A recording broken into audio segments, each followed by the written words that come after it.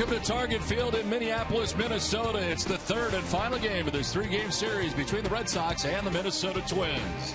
Hi again, everybody. I'm Don Orsillo, as always joined by Jerry Remy. Welcome to Red Sox baseball. Well, the Red Sox trying to salvage the final game of this series, Jerry, and today a pretty good pitching matchup in this finale. Well, for the Red Sox, Rick Porcello goes in the ball game today, and of course, last time out got roughed up by the Los Angeles Angels. But you see Porcello's numbers, and he's pitched a lot against the Minnesota Twins because he was in the Central Division. And here at Target Field, in 9 starts, a 5-2 with a 3.17 ERA. So that's a good sign for Porcello. On the other side, Phil Hughes had a terrible start to the season. He was 0-4 to start the year, but you see he's improved that record to 3-4, and he's pitched a lot against the Red Sox. Early in his career, he's had big-time problems against them, but recently he's pitched very well against Boston over the last couple of outings. So there are a lot of guys in the Red Sox lineup today that have very good numbers against Hughes. Hopefully they can carry that onto the field. Red Sox need to win badly today after a couple of tough losses in the first 2 games of this series. We are back with more from Target Field right after this.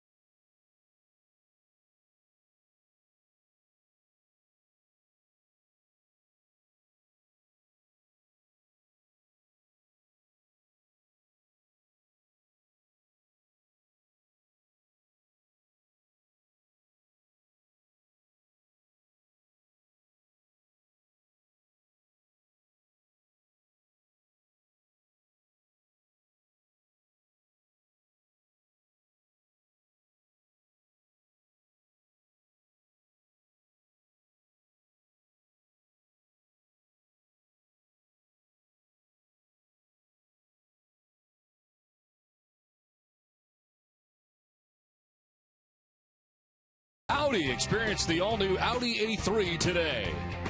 Dunkin' Donuts, America runs on Dunkin'. Toyota's website for deals via Toyota.com. Plain Ridge Park Casino coming June 24th, the closest casino to Boston. Nissan, get the Nissan's ride of your life for exciting performance and bonus cash. Shop ChooseNissan.com. And by Southwest Airlines, book your low fare now at Southwest.com. Welcome back to Target Field in Minneapolis. It's Game 3 of the 3-game series between the Red Sox and the Twins. Welcome back inside the broadcast booth, everybody. I'm Don Orsillo. Well, 2 very frustrating losses for the Red Sox in each of the first 2 games. The Red Sox got down early in Game 1, and then the offense went dormant really in Game 2. One thing that has been consistent in the first 2 games of this series, the Red Sox have played very well defensively, and especially last night in behind Clay Buchholz, some key plays were made in the contest as Dustin Pedroia last night able to start the double play. One of a couple DPs turned in the game by the Red Sox last night. Good play coming in, barehanded, kind of do or die last night for Bogaerts. And Napoli, who's been slipping a little bit at first base, still able to make that play at first base. As we mentioned, a couple of double plays. Bogaerts able to initiate that one. And how about the defensive effort last night, which has proved to be costly injury-wise for Rusney Castillo. 2 great plays and a banged-up shoulder has him out of the lineup today for the Red Sox. So the defense has been very good so far for the Red Sox. We check in with Garen Austin, and Garen has more on the Red Sox defensively. Thanks, Don. The offense has been struggling these past 2 games, but the defense has been the bright spot. The Red Sox have now committed 25 errors, which puts them tied for 3rd fewest in the AL. Earlier today, manager John Farrell spoke about how everyone on the team's been playing well defensively, including the pitchers. On an infield where there was some inconsistent footing because of the rain and just kind of a heavy track, I thought our guys played a very good game defensively, particularly Xander. He's playing at a quicker pace. As this season has gotten underway, he's done an excellent job with coming in on some slow rollers to be able to barehand the ball. But I think overall we've played very good infield defense. And even last night, you know, when Petey's footing kind of gets out from underneath him and there's a ball that's misplayed, you know, our pitchers have been of late doing a very good job of picking up the defense in those rare spots. Well, a very good pitching matchup here today. Rick Porcello 4-3 with a 5.07, matched up against Phil Hughes 3-4 with a 4.50. We're back with the first pitch of Game 3 coming your way next on NESN.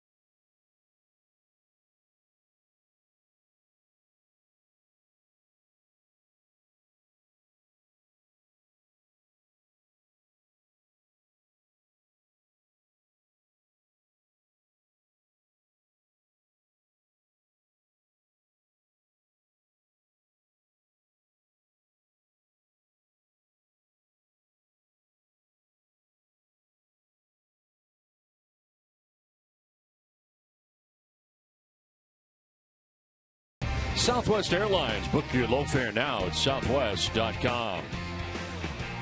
A beautiful day today in Minneapolis after last night's rain. And, of course, we had an hour-and-a-half rain delay before last night's game got underway. And it was chilly after the ball game as well. But today, nothing but blue skies, very comfortable conditions here, and lots of sunshine as the Red Sox and Twins wrap up their three-game series. The Red Sox find themselves 3 games back of the New York Yankees, who have catapulted over the Rays, half a game better than the Rays heading into today's game. The Blue Jays and Red Sox are 3 games back, as the Red Sox here trying to get the last game of this series. The Twins have taken the field, so let's check out the visiting Red Sox lineup. It's brought to you by your Eastern Hyundai dealers.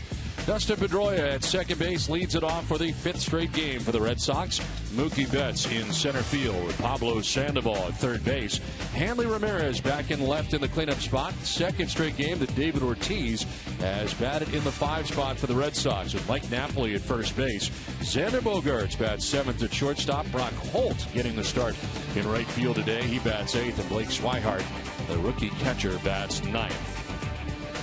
The Twins starting pitcher is presented by New England Nissan dealers. Phil Hughes makes his 10th start of the year, 3-4 with a 4.50 ERA, 38 strikeouts, only 6 walks, and opponents hitting at .292 against Hughes. Ended up with a no decision despite pitching very well against the White Sox last time out. 7 innings, 8 hits, 2 runs, walked a batter, and struck out 3. The Twins defense is brought to you by DraftKings, and the Twins are 6th in the American League with 26 errors on the season. Trevor Fluke will be at third base. Danny Santana, the shortstop. Brian Dozier at second. Joe Mauer, the first baseman. Left to right, Eddie Rosario, Aaron Hicks, and Torrey Hunter. And Chris Herman doing the catching for Phil Hughes. Well, today's umpires are brought to you by Plainridge Park, coming June 24th, the closest casino to Boston. Home plate is manned by the crew chief, Dale Scott, with Dan Iasanya at first base, C.B. Buckner at second base, and Lance Barrett is the umpire at third. Where available, this telecast can be heard in Spanish by selecting the SAP button on your television remote. Enjoy the game. Buenas tardes, amigos. Weather conditions, a beautiful 77 degrees here today. Light and variable the wind speed, and the forecast is for more of the same. And right now, not a cloud in the sky. As the first pitch of the ball game misses for ball one to Dustin Pedroia. Pedroia coming in, hitting at 285 into today's action. And lines one foul down the left field line back into the seats. One thing the Red Sox know is that Phil Hughes will be around the plate today. He has only walked 6 batters all season long. But after a terrible start, was 0 for his first 4 games. There you see the breakdown. 79% fastballs, curveball, and a changeup. Not many of them. Pedroia after the 1-1 pitch. Skies one to right center field. Aaron Hicks is over. And the center fielder makes the catch for the first out of the ball game. So 1 away, and that'll take us to Mookie Betts. Mookie sliding into that 2 spot. We talked about Pedroia playing the last 5 games as the leadoff hitter. Betts coming into that first game under the new alignment for Shane Victorino, and since then he has been in the 2 spot. And Shane went on the disabled list with the left calf problem. As Betts takes strike 1. 240 average coming in. 5 homers and 24 runs batted in for Mookie. 3 for 7 so far in the series.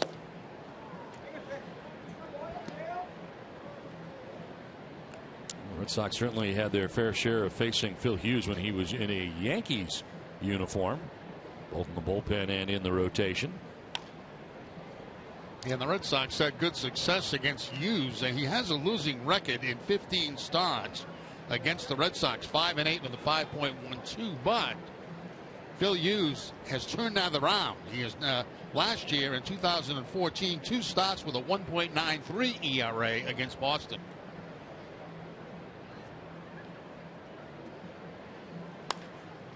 To shallow left, kind of a late break for Rosario, and he's not going to get there.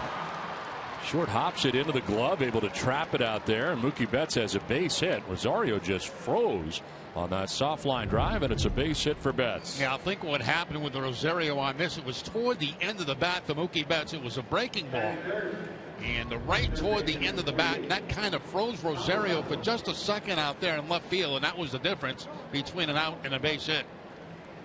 So 1 out single here for Mookie Betts. You see where contact is for Betts on the breaking ball, down and away, and a lot of times that will fool an outfielder. They think it's hit harder than what it actually is. Here is Pablo Sandoval. See Betts 5 for 6 in theft so far in the year. Gains a good sized lead at first per usual as Sandoval takes strike 1. Pablo at 265 with 5 homers and 17 runs batted in. 1 for 8 so far in the series. Hitting at 337 against right-handed pitching. That ranks 8th in the American League. Slap it foul off to the left. See the velocity for Hughes, about 90, 91 miles an hour to stop the ball game. Today's suits are designed by Joseph Abood, custom made in the USA from fine Italian fabrics, available at Men's Warehouse. 1 out, Mookie Betts at first base, and Sandoval waiting on an 0-2 pitch.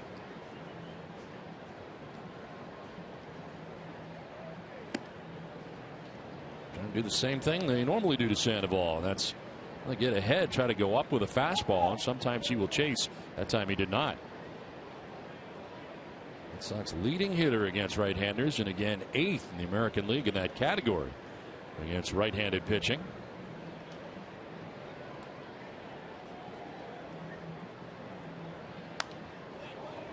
Stays alive here.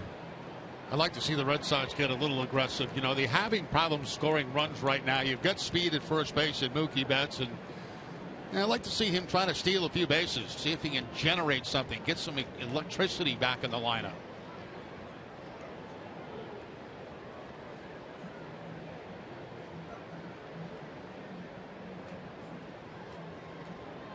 He's taking a long time here looking at the signs from Herman, his battery mate.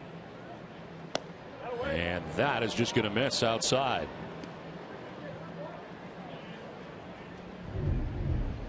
Not by very much. To the outside part of the plate. Little cut fastball that time by Phil Hughes.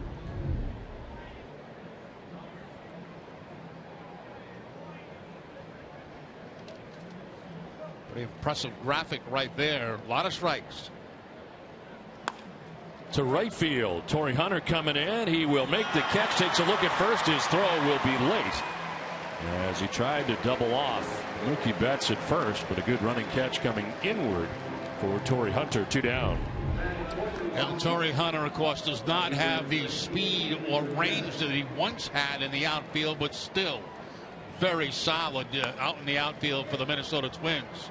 Very good jump on that ball, thinking about a double play, but Betts back at first to beat the throw. 2 down. Betts held on at first base still. Here's Hanley Ramirez. Up in a big spot last night with the bases loaded. The tying run 90 feet away and ended up flying out to right field to end the inning. Eddie Rosario out there made the catch, and Red Sox really could not muster anything in the 9th inning as Glenn Perkins, the closer for the Twins, came into the game and was tremendous. Ended up getting 4 outs. A 4-out save last night to secure his 17th save of the year. Hanley Ramirez has really made a adjustment with his feet. He always has his feet fairly close together, but today it's unbelievable how close they are.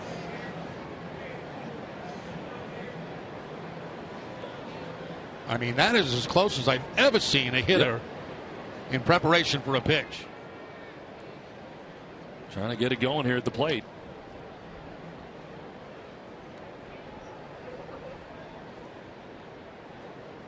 We saw Cal Ripken change his stance a lot over the course of years. You played with a guy, Dwight Evans, who changed it on a pretty regular basis. Yeah, he did at the beginning of his career, but then he got locked in on one, and boy, did he ever take off. Taking off is Mookie Betts, and the throw down to second base is going to be not in time. Stolen base for Betts with 2 outs in the inning. Now, that's what I'm talking about, Don. You know, you got guys that can run, let them run. When you're having trouble scoring runs, see if you can create some offense. And by getting in a scoring position, it gives Hanley a chance to drive him in and give the Red Sox a lead. No problem stealing that base. Number 6 on the season for Mookie Betts.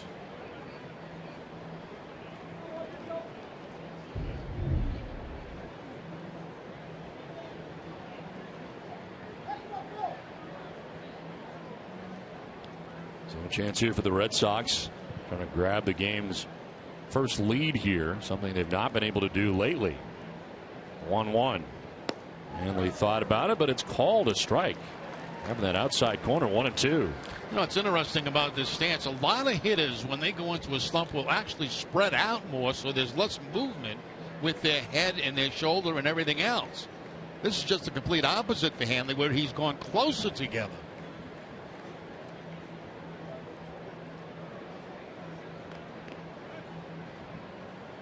Hughes going back and forth here with Herman. Took too long, and Ramirez requested time from Dale Scott.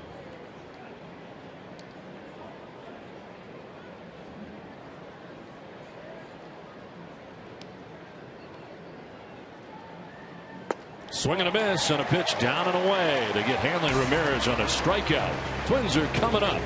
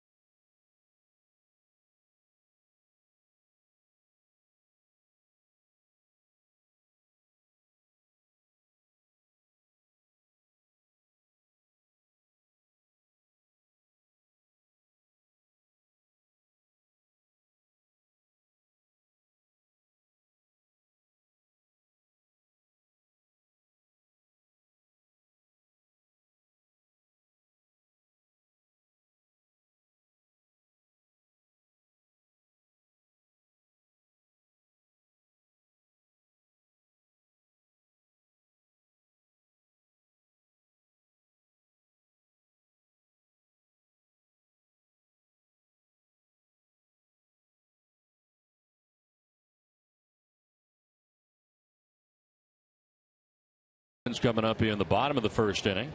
Check out their lineup. It's brought to you by New England Chevy dealers. Brian Dozier leads it off at second base. Torrey Hunter in right field with Joe Mauer at first base. Trevor Plouffe in the cleanup spot again at third base. Eduardo Escobar at the DH today. Eddie Rosario is in left with Chris Herman doing the catching the day game after the night game, giving Kurt Suzuki the day off. Aaron Hicks in center and Danny Santana at shortstop. First pitch swinging is Dozier. And Betts out there to make the catch for the first out here in the bottom of the first inning. Today's Red Sox starting pitcher presented by your local New England Audi dealers. Rick Porcello making his 10th start of the year. 4-3 with a 5.07 earned run average. He's logged 55 innings, 48 Ks during that time. An opponent sitting at 269 against the tall right-hander. Last time out, roughed up by the Angels. Lasting just 4 1/3 and giving up 7 earned runs. So important for him to get off to a good start today. Yeah, pitching against a team, too, that he's seen plenty of in his career. 23 starts in his career against Minnesota, 8-7. Right field sending Brock Holt over to make the catch for the second out here of the first inning. Brock getting the start today. Rusney Castillo bagged up on a diving play last night. His shoulder bothering him today. The Red Sox defense is brought to you by Southwest Airlines. They are 5th in the league with 25 errors on the season. Sandoval, Bogarts, Pedroia, Napoli in the infield. Ramirez, Betts, Holt in the outfield. And Swihart doing the catching for Porcello. 2 down here in the last of the first inning for Joe Mauer. Still waiting to get it going at the plate. A guy who hit better than 300 in his major league career, checking in at 271 with a home run and 26 runs batted in the 3 spot for the Twins.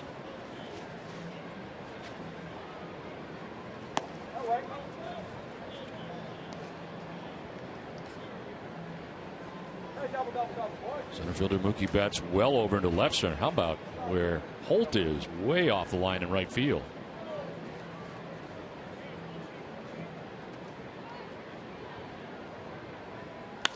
On the ground and to the backhand goes Bogarts. Off balance throw, and oh, what a play that is! Xander Bogaerts from short left field throws out Joe Mauer.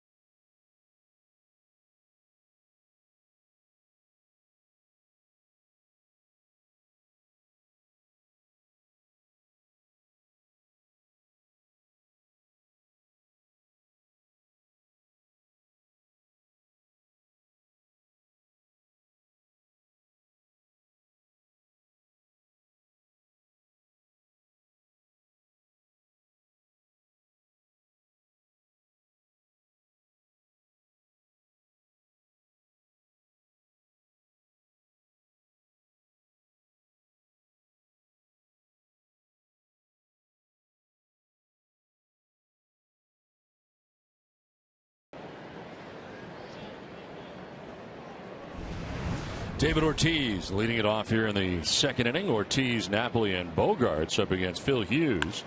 And Ortiz right into the shift as Dozier in short right field has been backed up there makes the play for the first out. Xander Bogaerts wears number 2 on his back because he admired Derek Jeter. Well, he looked like Derek Jeter on that play, that jump throw to first base to get the out. And of course, last night some very good defense by Castillo, which cost him a game today. Diving late in the ball game and roughing up his right shoulder. 2 very good plays defensively last night. The Red Sox have had a good series defensively. There's no question about that. They have not had a good series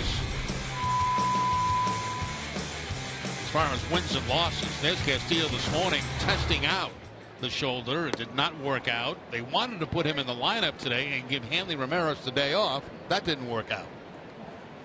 So it is Brock Holt who gets started in right field. And Hanley back in the lineup today. Mike Napoli batting with 1 out and the base is empty.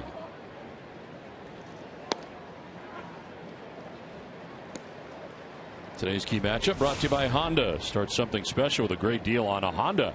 Mike Napoli 6 for 15, couple of home runs in his career against the Twins starter Phil Hughes.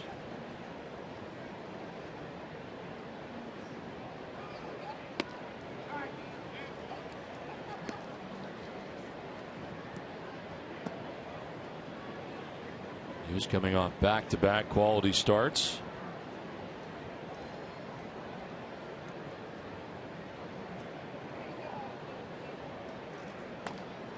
Off the end of the bat, kind of spinning out to the mound where Hughes fields and throws in time to get Mike Napoli 2 down here in the second inning.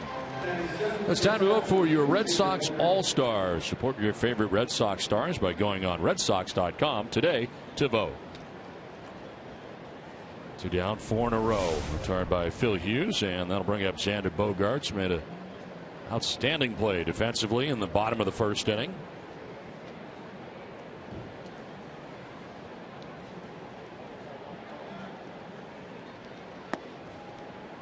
Xander 0 for 8 in the series here against the Twins.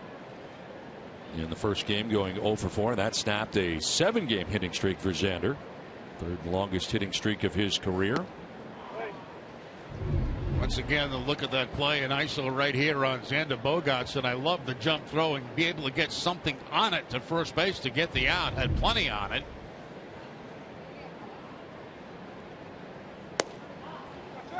That time he makes that throw, he is in short left field. That's a good long throw. Short left field and about elevating himself about 4 or 5 feet.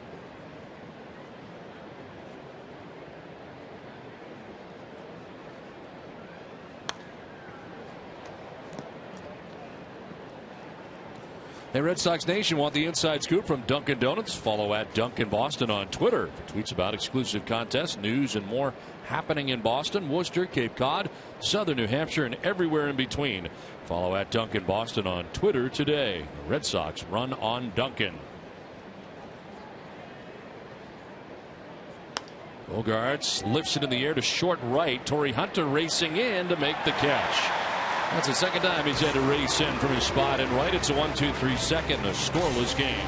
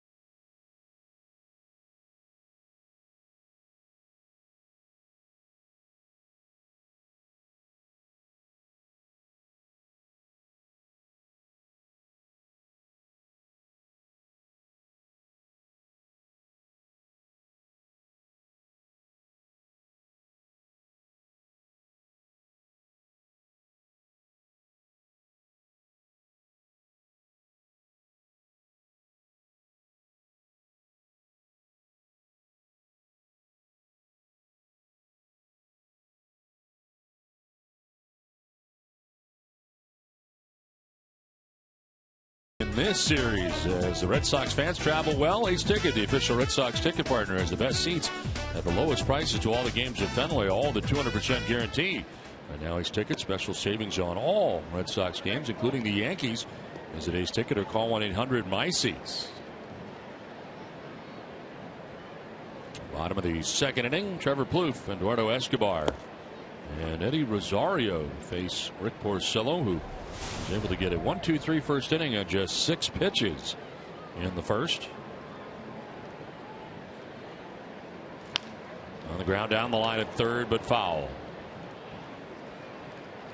Trevor Plouffe's had a very, very nice series down at third base defensively for the Minnesota Twins. Swinging the bat well, 4-game hitting streak right now. 4 for 9 against the Sox with a home run.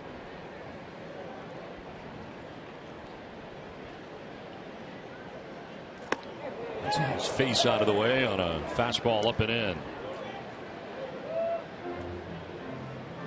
Try to open up the outside part of the plate by going inside, up and in to Plouffe. On that 2-strike count. Back outside. And it picks up the outside corner. According to Dale Scott, and Trevor Plouffe is rung up first K of the day for Rick Porcello. Now those pitches work where they try to set up the next pitch.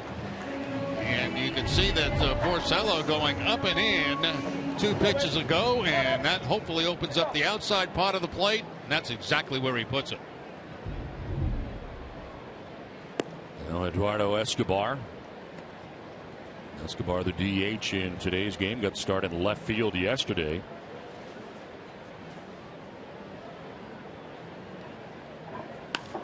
On the ground to third base, Sandoval was camped out at the lip of the grass, and there are 2 down in the inning. Are you looking for ways to entertain employees or clients? Take them out for a night at Fenway Park to watch your beloved Red Sox. Visit redsox.com/groups for more information.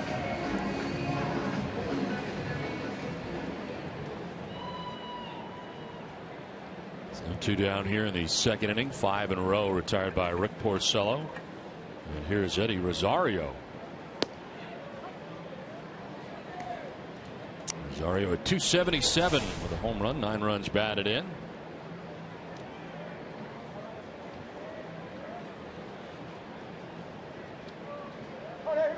Multi-hit games in 2 of his last 3 starts.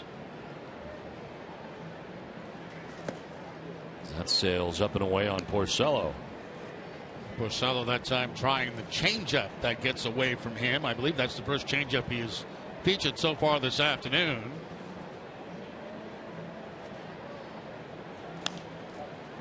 Fly ball down the left field line. That'll make its way into the seats.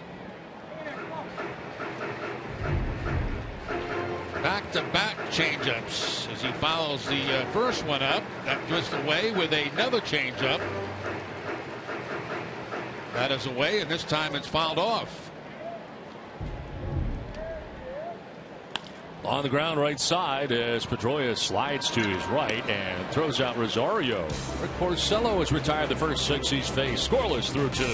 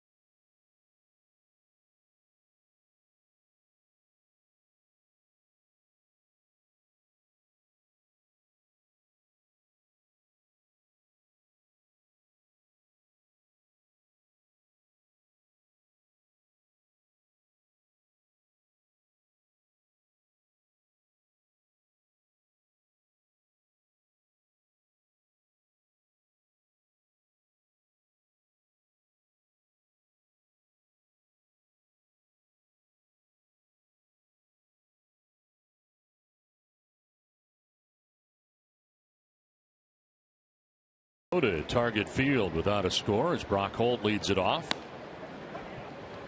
Brock getting the start in right field today. Just under 300 at 297. The home run, 11 runs batted in. It'll be followed by Blake Swihart and Dustin Pedroia here in the top of the third inning. Liner to right center field for Brock Holt. That's going to get down. Holt is thinking two as over is Torrey Hunter. Go to second, will be late, and the head first slide into second base. A leadoff double for Brock Holt. He was thinking double right out of the box. He sure was, and that's a decision he makes on his own. He's not relying on the first base coach for anything here because the play's in front of him. He can see how far Torrey Hunter has to go to get that baseball, and Brock Holt knows it's going to be two bases. Good job rounding first base, hitting the inside part of the bag, and a head first slide into second for the leadoff double. So a good start to this third inning for the Red Sox. Here is Blake Swihart batting out of the number 9 spot for the Red Sox with a runner at second, nobody out.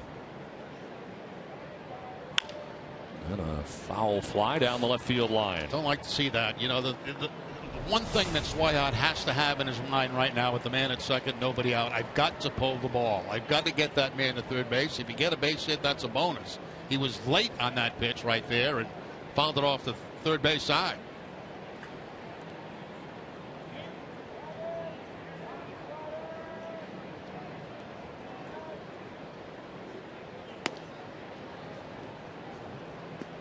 First pitch of the at bat for Swihart. They should be thinking about pull instead. A pitch that was pullable, I guess if that's a word, was fouled off to the opposite field.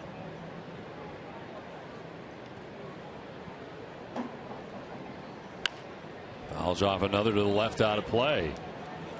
Boston-based daily fantasy company DraftKings.com, the official daily fantasy partner of your Boston Red Sox, is giving out $300 million in cash prizes. Enter promo code NESSON to play for free.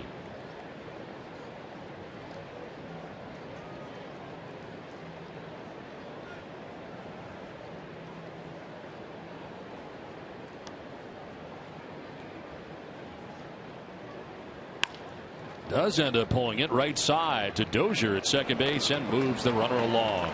Okay, good job. It took him a couple of pitches to get it done, but he did get the job done by pulling that ball to second base and getting Holt to third base. After being late on a couple of fastballs, this time he gets out in front of a cut fastball and is able to hit the ground ball to second base and advance the runner. Good job.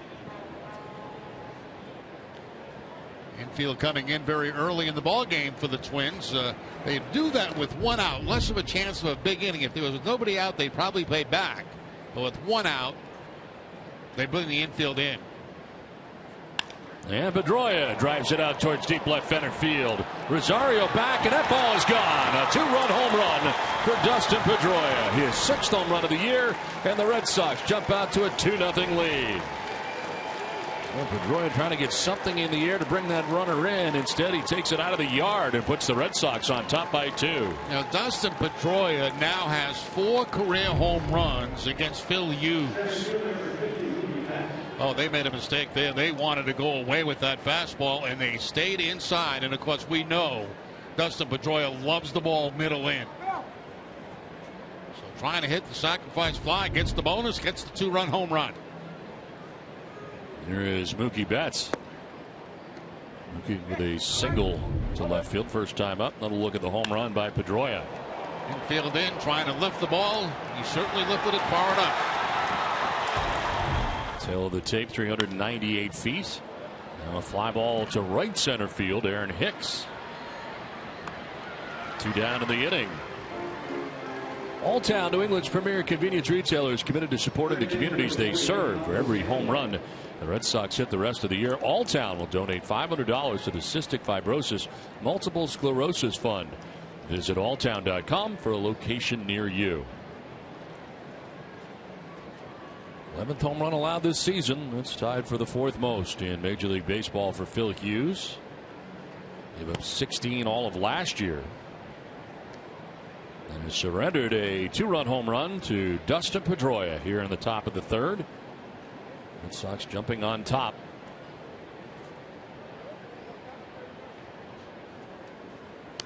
Now Sandoval sending one foul to the screen. His second look today at Phil Hughes. He flied to right field back in the first inning.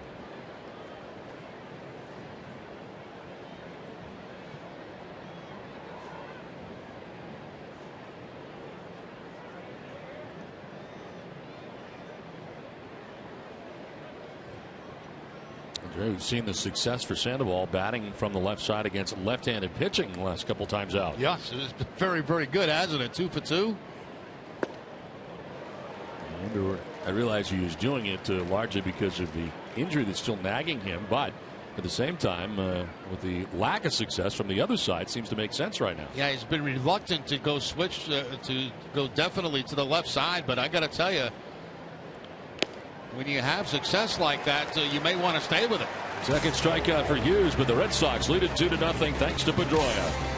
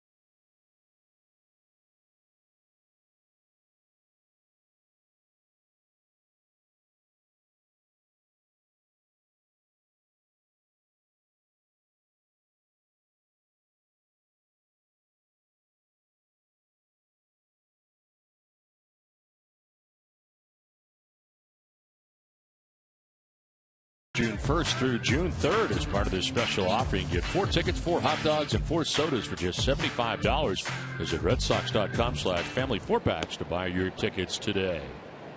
It's a 2-0 Red Sox lead thanks to the 2-run home run by Dustin Pedroia. Rick Porcello back on the mound dealing with the bottom third of the Minnesota order. Our first look at Chris Herman getting the start behind the plate. Kurt Suzuki does, of course, the bulk of the catching for the Twins, but Herman in there the day game after the late night game last night. Porcello has retired the first 6 Twins that he has faced today. There's Suzuki with a rare off day.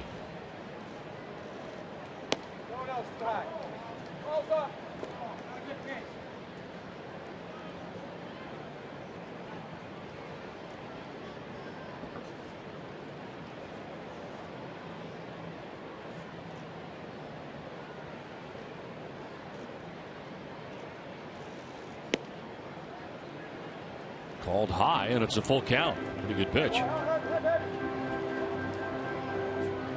Bill Scott calling the balls and strikes, the crew chief today. Looked like a pitch right at the top of the strike zone for Porcello, but not getting the call. There's a ground ball right side. Pedroia. Oh, the first out here of the 3rd inning. Well, NESN is looking for youth baseball and softball teams to be a live studio audience for NESN Clubhouse on select Sundays this season. Visit NESNClubhouse.com and click on Studio Audience to enter your team. The experience includes a pizza party and a once-in-a-lifetime opportunity to be an active part of the studio audience. One out here in the third inning. 7 in a row sent down by Porcello. Aaron Hicks, the center fielder for one of the Twins, has the attention of Pablo Sandoval, who is 3 strides in on the infield grass at third base. Porcello missing with his 25th pitch as you see Sandoval's positioning.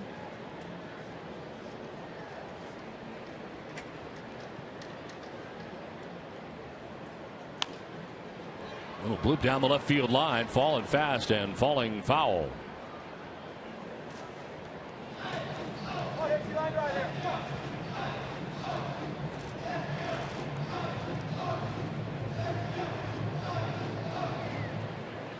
The Saturday Catch an all-new dining playbook with Billy Costa and Jenny Johnson. Find out where to go before, during, and after the game. Well, Shane Victorino talks fashion, restaurants, and spam with Billy. Catch all that and more on Dining Playbook Saturday morning at 9. Almost going into that pitch and almost swinging was Aaron Hicks. Shane Victorino talking fashion on that Yes, show? yeah. Really? Apparently. Shane's got some fashion. Well, Shane talks a lot. He's got a lot to say, and I've never heard him talk fashion before. I'd like to see that.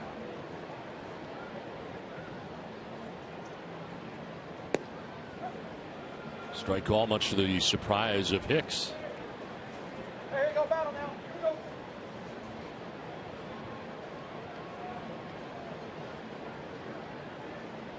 Second full count for Porcello.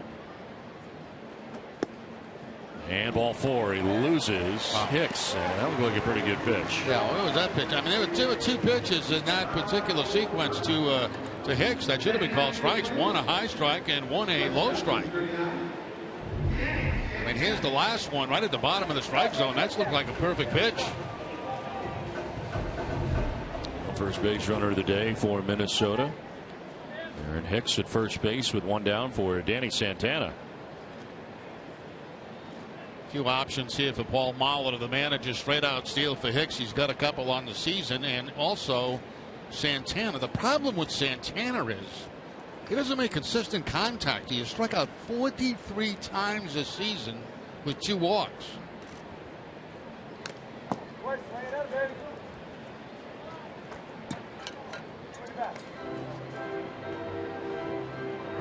That's not going to get it done, Don. No, not when you're thinking the hit and run. Yeah, and he's played poorly defensively, too. Can't really guarantee any contact. Right. But we do see in the first couple of games here that Molitor does like to push the envelope.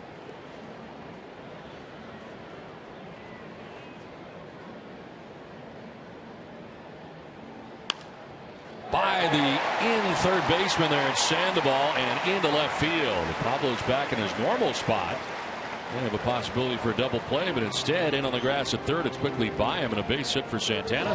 First hit of the day for Minnesota. And very tight at third base, as you can see, with the man on first base protecting against a possible bunt from Santana. Instead, Santana, it's very inviting for hitters when they see the third baseman that close. You just try to slap it by him, and that's exactly what Santana did that time. So 2 on with 1 away. The bottom part of the order setting the table here for the Twins as Brian Dozier gets his second look today at Rick Porcello. Dozier flied out to Mookie Betts in center field in the first inning. Just a .205 average with runners in scoring position. Hicks at second, Santana at first.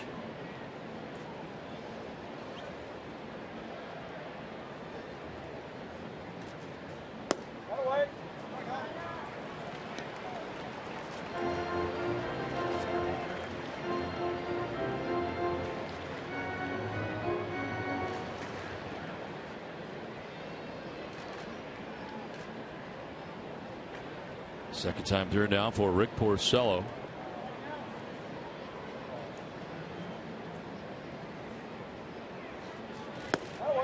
And he misses for ball 3, 3-0.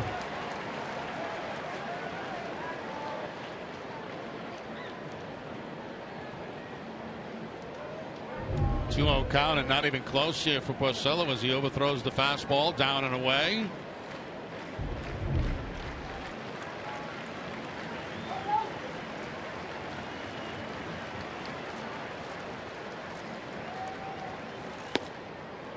And there's ball 4. A 4-pitch walk to Dozier. Second walk of the inning allowed down by Porcello. Just like that, Minnesota with the bases loaded with 1 out.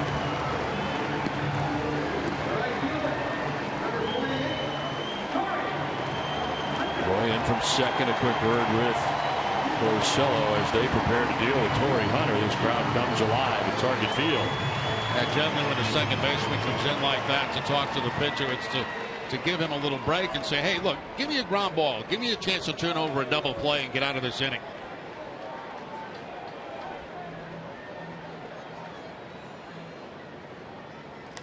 Hunter after that first pitch and fouling it back right down the middle with a 93-mile-an-hour fastball. And Hunter was all over it too, because you come off a couple of walks in the inning, and you know Porcello's going to try to throw a strike first pitch, and Hunter was ready for it but fouled it straight back. Hicks at third, Santana at second, Dozier at first. 1 out in the Minnesota third inning. 10 career grand slams for Torrey Hunter. Ball and a strike down to Hunter.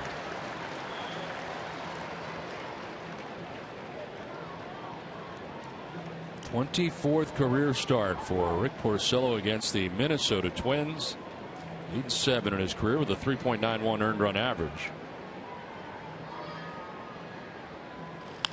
And a grounder foul as Porcello ahead 1-2.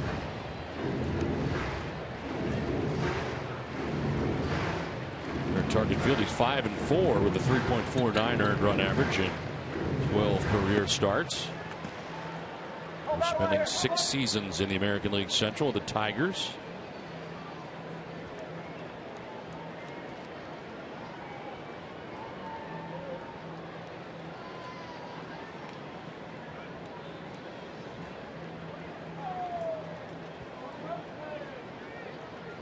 No margin for error here for Porcello.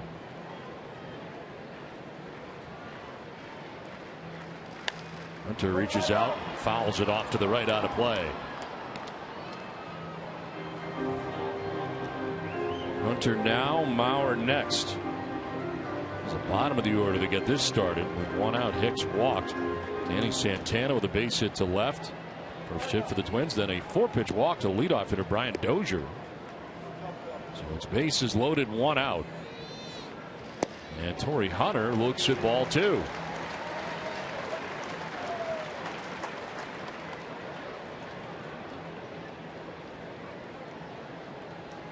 Anxious times for Carl Willis and on the Red Sox bench.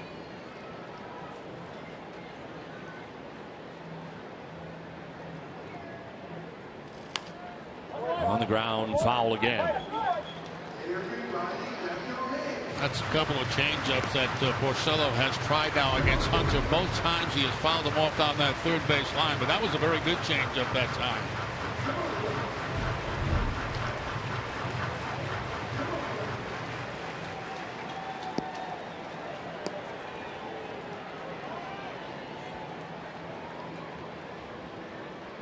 Bases filled with Twins here with 1 out in the third inning. Hunter will fight this off. A fair ball trickles down the right field line. From third comes Hicks. Here comes Santana. 2 runs in, and the Twins tie the game 2-2. Right to the end of the bat for Torrey Hunter, just to get in fair, and finds its way down the right field line, and the Twins tied up 2-2. And John Farrell is coming out here. Not sure if he's arguing fair or foul down that right field line.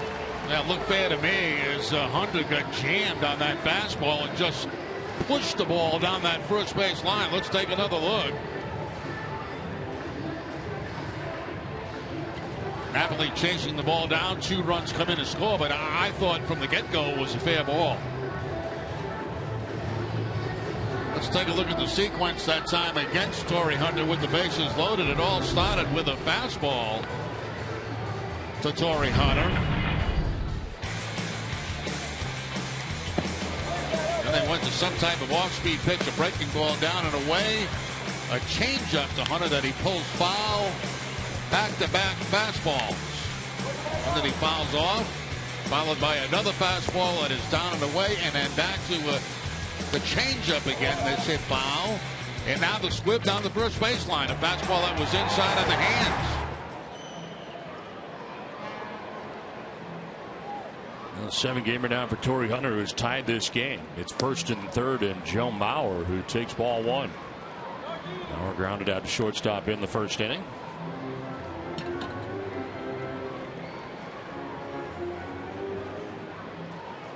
Red Sox aligned as they were last time against Mauer, with bats into left center and well into right center is Brock Holt. That'll be a strike, and even the count of 1-1.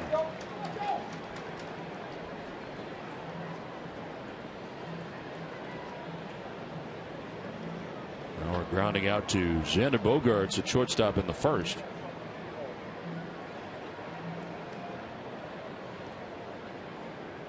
Go ahead run 90 feet away from Minnesota. Straightens up Mauer. Fastball in.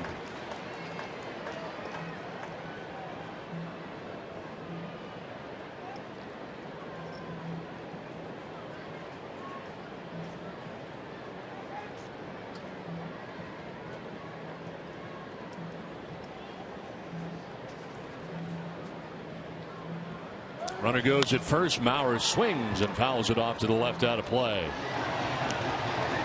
Hunter off with that pitch, but a foul ball evens the count. A pretty good idea there by Marlon to get some action going on the base pass in case of a ground ball. If there's a ground ball hit in that situation, you're not going to get a double play and a run scores.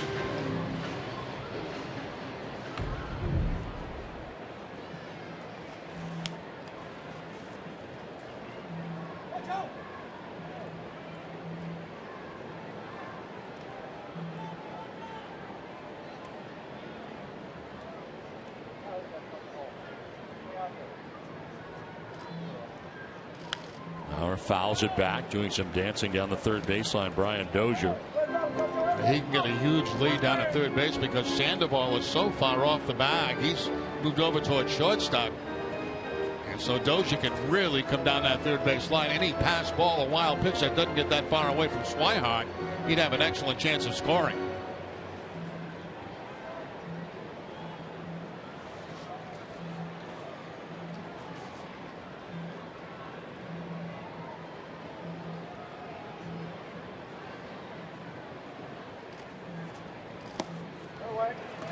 In again, full count. And you'll see Hunter taking off at first base again, I'm sure, on this 3-2 count. Trying to stay away from a double play. After two quick innings for Porcello, 6 pitches in the first, 11 in the second, 31 so far here in the third. And he is not out of it yet. Only 1 out in the inning. He's already given back the 2 runs the Red Sox had.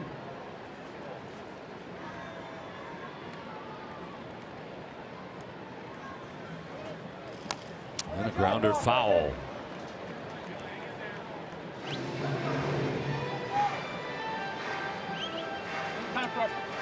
We're hanging tough here. With 1 out, Dozier at third, Hunter at first. And a struggle here in the third inning for Porcello. 50th pitch of his outing coming up here.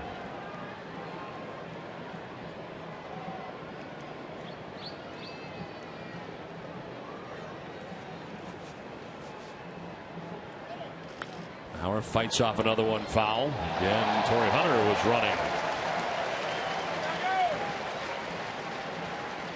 Well, it should be the same drill taking off at first base, unless Torrey Hunter is out of gas.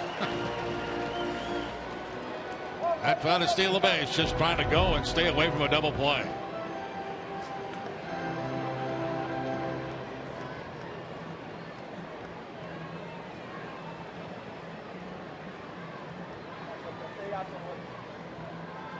Off again. Mauer swinging with a base hit into left center.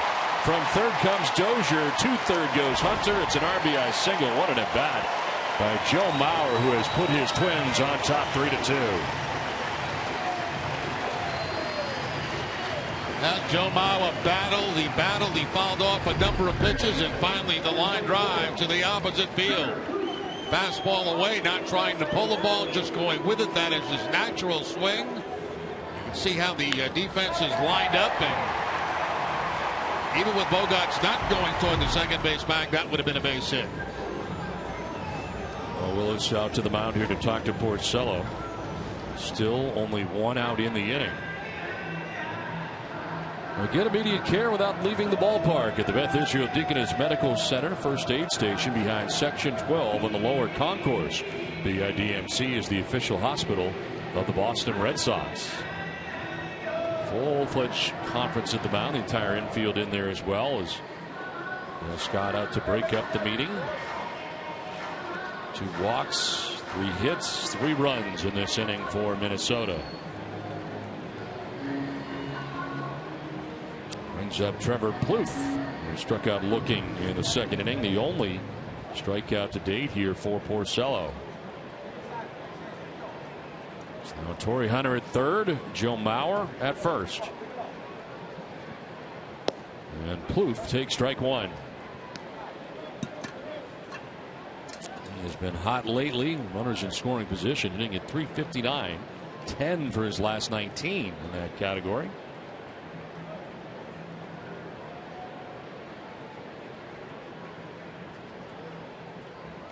On the ground to short this time. Bogarts will go to second for 1. On to first for 2. A much needed inning ending double play. But the Twins put a 3 spot on the board, take a 3-2 lead.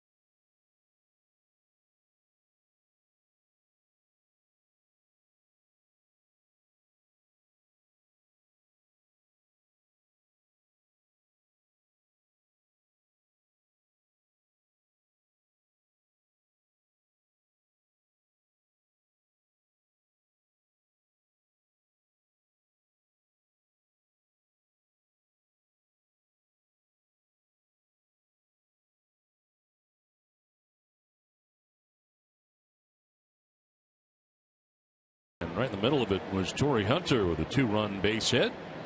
Twins now have a 1-run lead as Hanley Ramirez with his swing and a miss on a pitch down and away. Phil Hughes had just given up 2 runs to the Red Sox on the 2-run home run by Dustin Pedroia in the top of the 3rd, but Minnesota with 3 runs in the bottom of the 3rd. So new lease on life here for Hughes. As Ramirez grounds one to deep third. Plouffe plants and throws in plenty of time to get Hanley Ramirez. This defense down there at third base for Plouffe.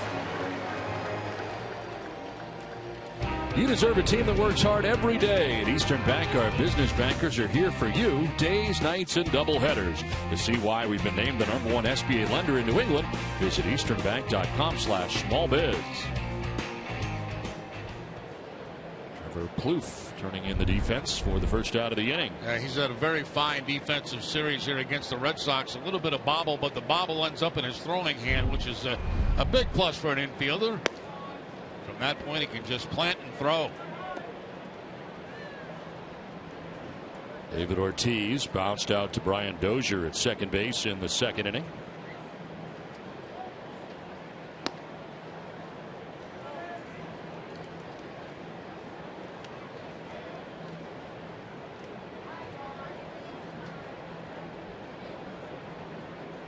playing it with Dozier tucking back to short right field.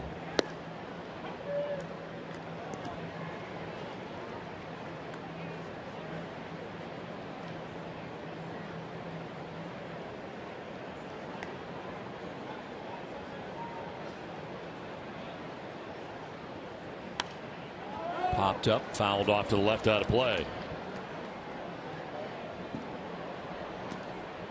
Ortiz spending his first 6 major league seasons as a member of the Minnesota Twins, 97 through 2002.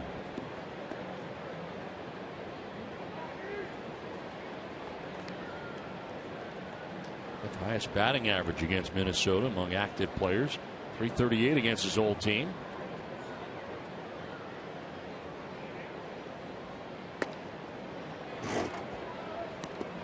Full count now.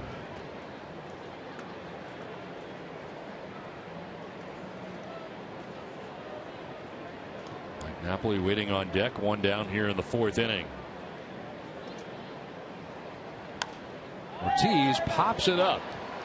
He gets in the way of the catcher initially, Herman, but Herman now backpedaling to make the catch. Two got tangled up right around home plate, but it doesn't matter. Herman makes the catch in fair ground, and frustrated David Ortiz with 2 outs as we check in with Garen Austin. Hey, thanks, Don. As you mentioned earlier, David Ortiz spent 6 seasons here with the Minnesota Twins, and he was teammates with Torrey Hunter. Well, Hunter and Ortiz became friends, and they've remained close ever since. I had the chance to talk with Hunter earlier, and he said that he considers Ortiz a brother. He said they still talk often, and they remain very close, and they have really deep talks. But he said when they're on the field, they stay very competitive. Hunter told me that he fell over a wall trying to catch an Ortiz ball, as well as he broke his ankle in 05. Don Jerry said, but after a game, they get a meal, and he always makes Ortiz pay. This one to the corner, and Torrey Hunter in foul ground reels it in. So Mike Napoli has gone. So are the Red Sox in the top of the 4th, trailing 3-2.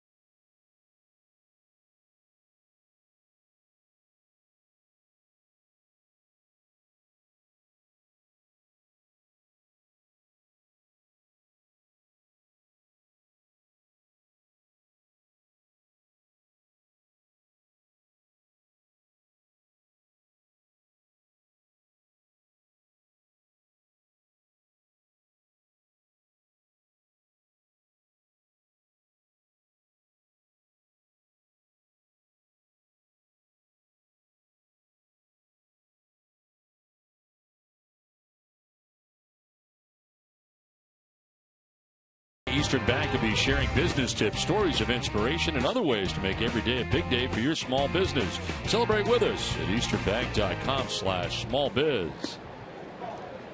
First pitch strike into Eduardo Escobar from Rick Porcello, who had a tough time in the 3rd inning. Faced 7 Twins, 3 of them scored, and ended up getting a big double play to end last inning as it worked out. And Trevor Plouffe, the cleanup hitter, bouncing into the 6-4-3 double play. Escobar, Rosario, and Herman, the anticipated trio here in the inning. Porcello trying that two-seam fastball, the one you throw directly at the hitter when you try to get that movement back toward the corner, and just missed with it.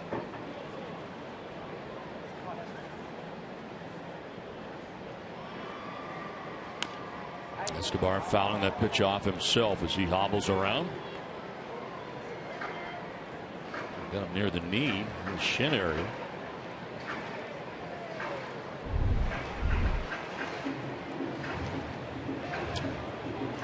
That made pretty good solid contact, didn't it? Yes.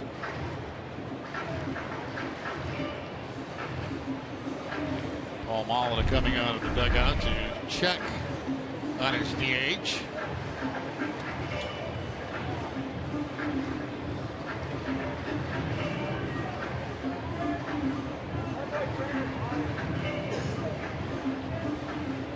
Porcello's pitching line brought to you by Ace Ticket. 3+, 3 hits, 3 runs, a couple walks and a K. Already 57 pitches deep into his outing. Here's 58. And it is high. And evening the count at 2-2. Goes into today's effort with a 4-3 record, a 5.07 earned run average. 10th start. And a fly ball to right field. That goes Brock Holt. Take him to the dirt of the track, but he's there to make the catch for the first out here at the bottom of the 4th inning. Calling all foodies, Billy Costa and Jenny Johnson want to hear what your favorite dish is at your favorite restaurant. All you have to do is send a quick video or photo of your meal and share at Dining Playbook on Facebook, Twitter, or Instagram. Make sure to use the hashtag TopNosh. So 1 out in the 4th, and Eddie Rosario, the batter.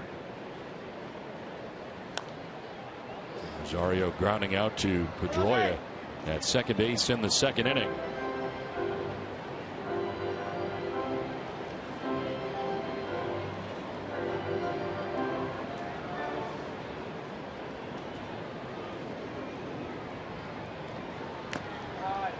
Elevating that time and a foul tip. 92 on the fastball from Porcello, who jumps ahead 0-2. Riding up in the zone, and the slightly uppercut swing right there from Rosario. To center. Betts had started back. The swing kind of fooled him, but he was able to recover and comes in to make the catch on out number 2. That's good pitching right there, because you see most hitters you see that have an uppercut swing, and certainly Rosario has that. They become vulnerable to high fastballs, and we saw back-to-back elevated fastballs there. He's underneath that one, and the line drive, semi-line drive to center field, and Mookie Betts. 2 outs for Chris Herman. He bounced out to Pedroia at second base. 6 ground ball outs on the day for Porcello. There's a liner into center field and a base hit for Herman. So a 2-out base runner now for the Twins. That breaks up an 0-for-16 streak that Herman was on, as he takes the fastball into center field for the 2-out base hit.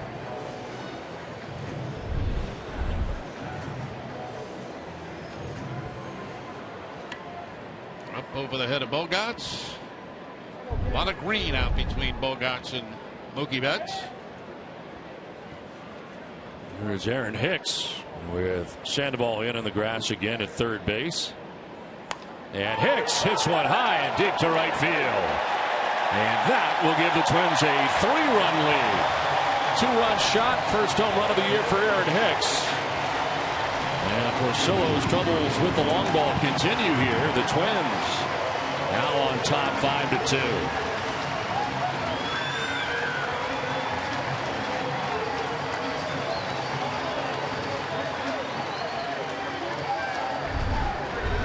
And let's see what the pitch is. It's supposed to be away, but it stays out over the plate. 85 miles an hour. I don't know if that was the changeup. It might have been a changeup from Porcello. It didn't have that kind of rotation on it, though. And Hicks just hits it a long, long way. A lot of spin on this. On the ground to Sandoval, who throws out Santana. That is the 10th home run given up by Rick Porcello, and this home run has put the Twins on top 5-2.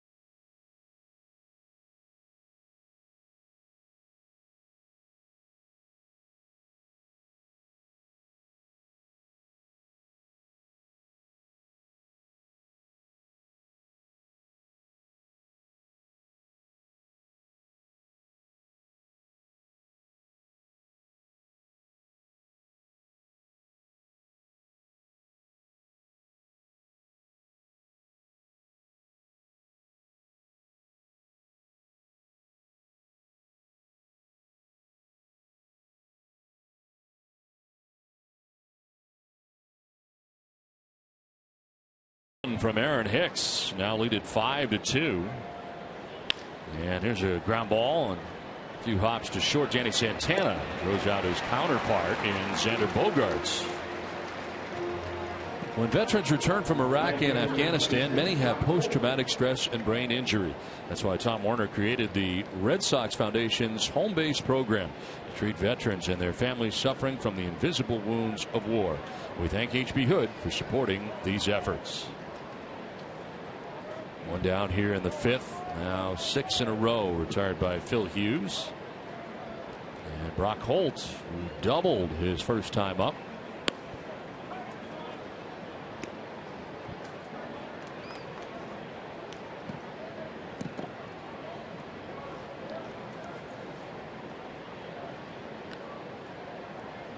After Holt doubled in the third inning, he was brought in on a 2-run home run by Dustin Pedroia. The only blemish today for Hughes. Otherwise, he's been very good. 1-2-3 innings in the second, a 1-2-3 inning in the fourth. Now has a 3-run lead.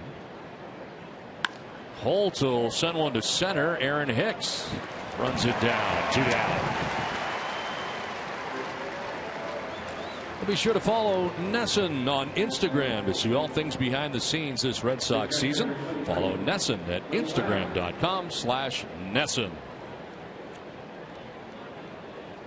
2 down here in the fifth for Blake Swihart.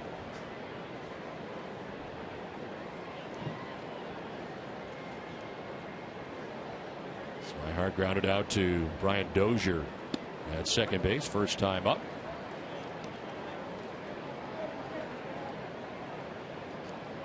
Comes in with a career best 4-game hitting streak as Blake Swihart.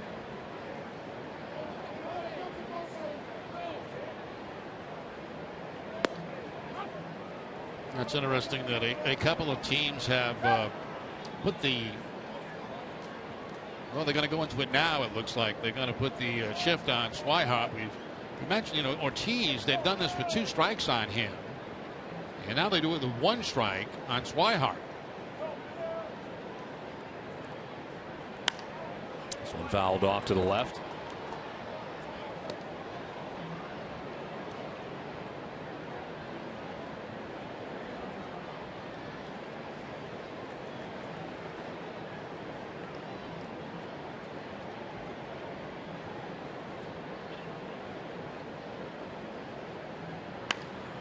Fights this off. A foul ball. Almost got it inside the bag down the line there at third with the shift on.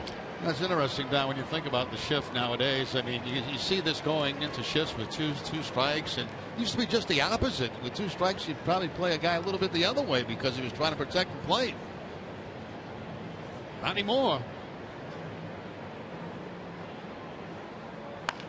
Well, he pulls this into right field. A ringing base hit, and that's now a 5-game hitting streak for Blake Swihart. Starting to find his way at the plate here for the Red Sox offensively.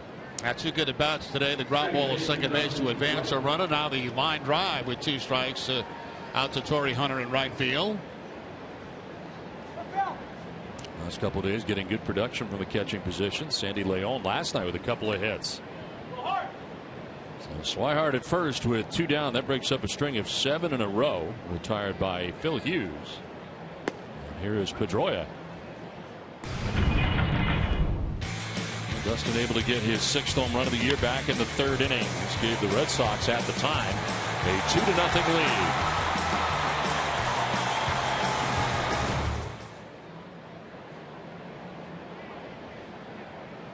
Phil Hughes with his 60th pitch of the day.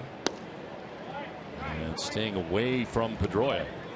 Well, that's what he wanted to do on the home run. They wanted to stay away from Dustin, but instead he let a fastball go inside, and Pedroia jumped all over it for his 6th home run of the season.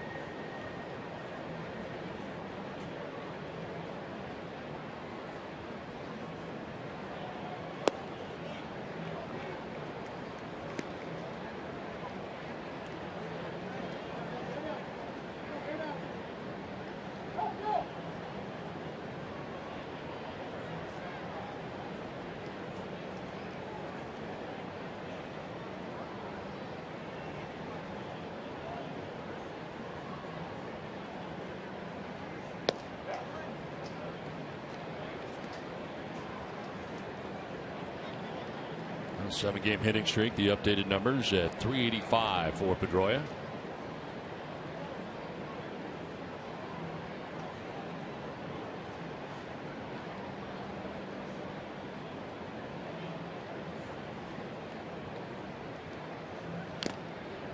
Fouled at the dish and a full count now. So Swihart will be off at first with 2 outs in the inning. Fastball right at the bottom of the strike zone here to Pedroia. Head leaving just a little bit too soon for Dustin.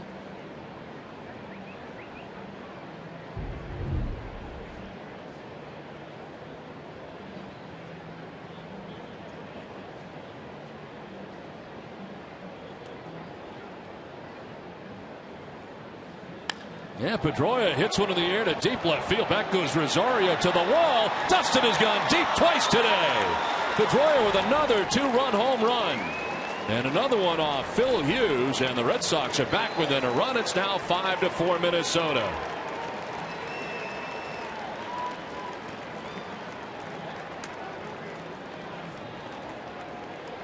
Well, we talked about Pedroia on that inside fastball, and twice he has beat Hughes today on inside fastballs. This is the first home run for Dustin Pedroia today. You can see the ball well inside to him, inside part of plate. They want to go away again. Instead, they stay inside, and Pedroia hits his second of the day.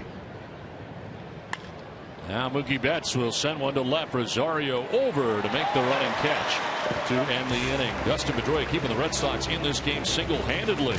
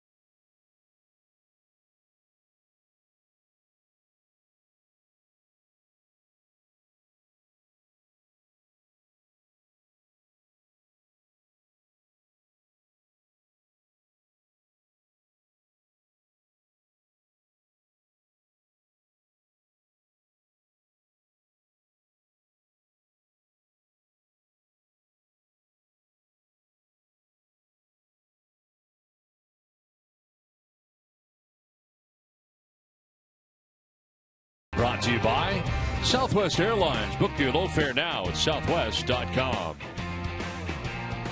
Well, Dustin Pedroia with his second 2-run home run of the day, 5th multi-home run game of his career.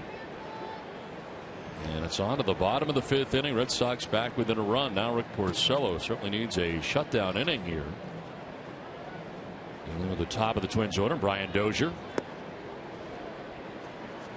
All right, now you got to battle. Come on. Dozier has fly to center, walked and scored. Certainly got a lot of power. 9 home runs so far in the year. Not your typical leadoff hitter.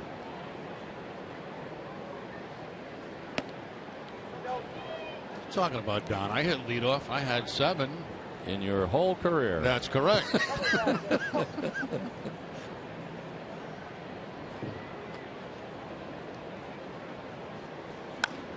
To right field, and Brock Holt going back again to make the catch. One out here in the 5th inning. It's today's Dunkin' Donuts poll question. Question is, should relief pitchers be allowed to throw warm-up pitches once they're in from the bullpen? Text 1 for yes, text 2 for no. Text your answer to 536-536. Message and data rates may apply. One message per vote. Visit NESN.com/terms for conditions and privacy policy. I would say no. I would say yes. There's a difference between throwing in the bullpen and throwing on the regular mound that you're going to be working on. So I would say that yes, they should be allowed to throw warm-up pitches once they come out of the bullpen. I think they've thrown enough out there in the bullpen. I know you do. I think that's plenty. I mean, they're out there forever. They come in and then they take time. But it's a different. You're talking about a different mound out there than you are a game mound. Remember, you come into a game. There's other pitchers that have been working on that mound, and there's different landing spots. There's different spots around the rubber that are dug up. So you've got to kind of get used to that. I have no problem with that. How about you meet me halfway and say they only get 4 warm-up tosses? As soon as a ground ball I can do that. Just reduce it as Pedroia throws out Hunter at first base. I can do that for you. Okay, so you come halfway? Yeah, I can meet you halfway. Okay, fair enough. We'll give him 4 pitches to get used to all of that. Out there on the mound that's been dug up. I'm still more for no visits by the pitching coach. That one you're sticking to. I'm very strong on that. Yep. I always have been, and I will not change my mind on that. No, I agree with you on that. As you have said many times, the hitter doesn't have a chance to consult with his coach. Every time I make an error at second base, I can't call out the infield coach to help me. That's right. It's too late.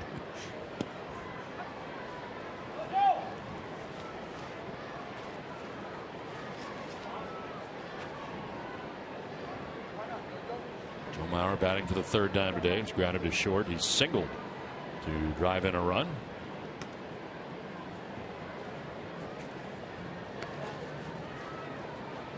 I remember one meeting I was involved in on the mound. I was with the Angels. Dick Williams was the manager. He came out to talk to pitcher. I came in from second base. And he looked at me and he said, "What the hell are you doing here? Get out of here." Beat it. What were you coming in to say? Just coming in to be part of the conversation? Just to listen. I used to love to listen to everything Dick had to say because it was always sarcastic. And, it was always good for a laugh every once in a while. So I would always try to go in. And he looked at me and said, "What are you doing here?" I said, "Trying to listen." He says, "Get back to second base." Kind of made you feel unwanted a little bit. He had a way about that. Swinging a foul tip as Mauer strikes out, and Porcello does have a shutdown inning. 5-4 Twins.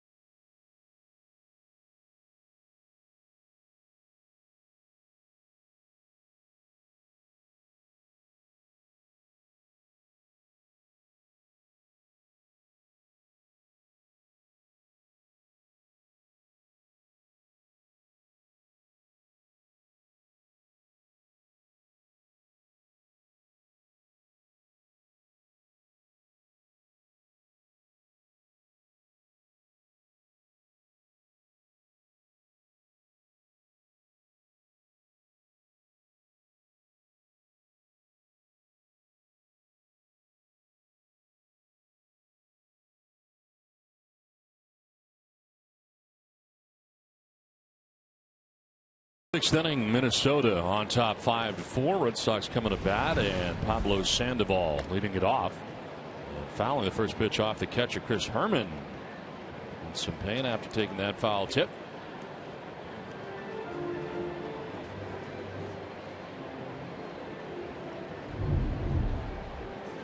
At first I thought it was Sandoval's bat that hit him, but maybe it was.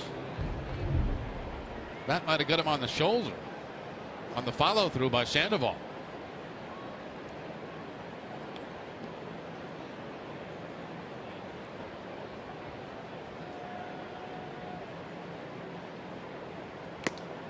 Sandoval chasing, foul tip there, 0-2. And the Ramirez, David Ortiz to follow. It's 3-4-5 for the Red Sox. And second game in a row that David Ortiz has batted out of the 5 spot so far today. 0-2 for David. There's a couple of different ways that Hughes could go now. I mean, he elevated the fastball that time. He could go back to that or try to bounce a breaking ball.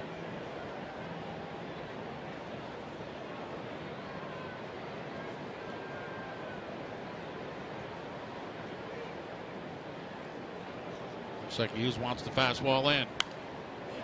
Fouled off again to the left.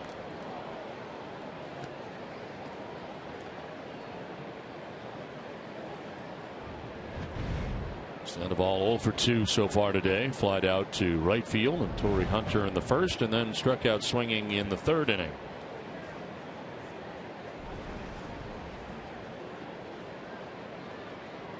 Cut fastball. 70 pitches.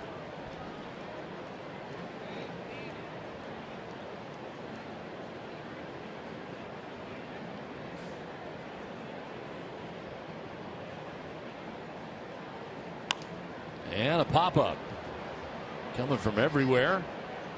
The shortstop, Santana, takes charge and makes the catch for the first out of the inning. It's time for a game break.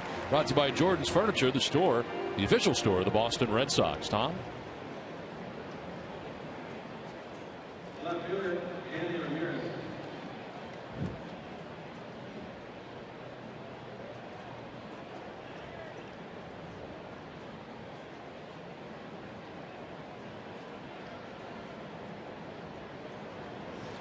Okay, Tom, thanks very much. Also looking at the scoreboard, Tampa Bay and Seattle, they are scoreless so far in the 6th inning, and that is in St. Pete today, as this is a liner to center.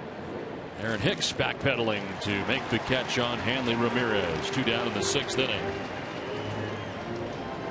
Well, don't miss WB Mason Extra Innings Live right after the game. TC, we just heard from, and Jim Rice will break down today's game. You'll hear from John Farrell. Whatever, whenever, wherever. Who but WB Mason? Big Jim looks sharp in the pregame show today. Looked like a new suit he had on. New shirt, new tie. He looked really good. Always looks good. Oh, yeah. 2 down for David Ortiz.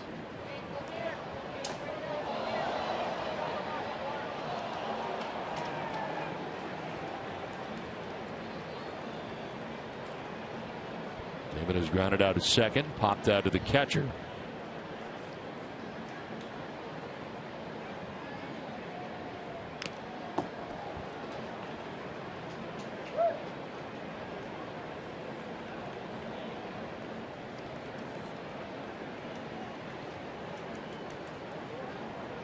One for 10 in the series right now, as now the Twins will go into the shift. With the 2 strikes on David Ortiz. This is how they've been doing it all series long.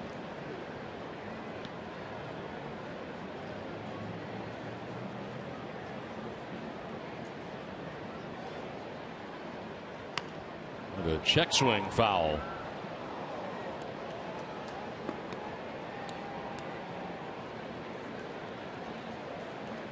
High sailing fastball this time that Ortiz just checks the swing, fouls it off right at the top of the strike zone.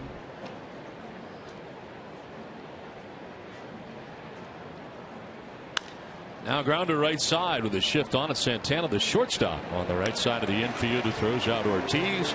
And the Red Sox down in order. 5.5 done. 5-4 Twins.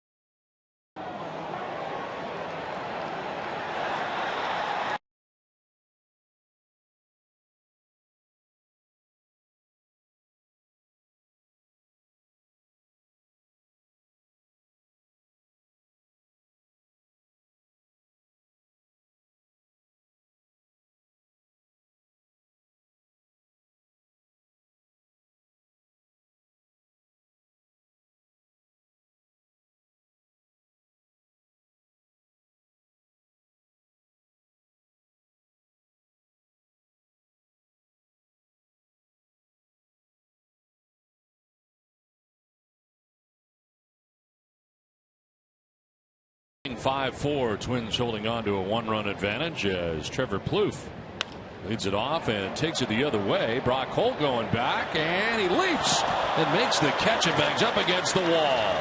Almost looked like he mistimed his leap there and was on the way down when he reeled that in. Now the problem there, it's off the bat of the right-hander, so that means it's tailing back the other way toward the foul line, and Holt had to make that quick adjustment right there. I tell you, it amazes me. I've been saying this last year, this year, how Brock Holt, Mookie Betts, two guys that are infielders, a second baseman, both of them, can make the adjustment to the outfield and play it the way that they do. It just stuns me. Both have made seamless transitions, and for Holt, back from the infield to the outfield and then back to the infield again. Now Escobar with a base hit to center. And a 1-out single, his first hit of the day.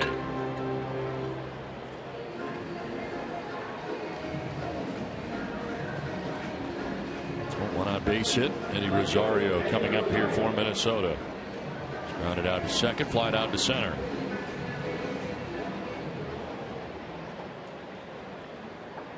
After that base hit, Porcello had retired 5 Twins in a row.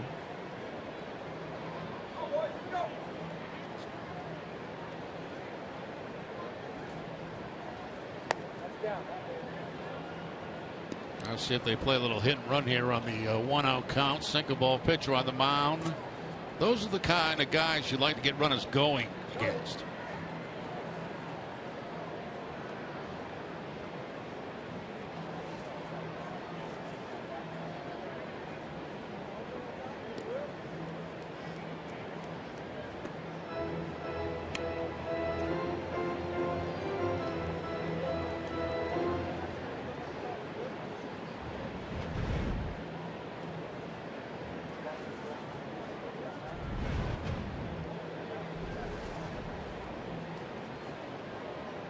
Porcello wants the curveball. Runner goes, and it's a swing and a miss. Swihart's throw is going to be close, but not in time. Swihart looking for an interference there on the throw. He felt like he was interfered with by the hitter Rosario. And we called it down, hit and run, and that's exactly the way Malata likes to play.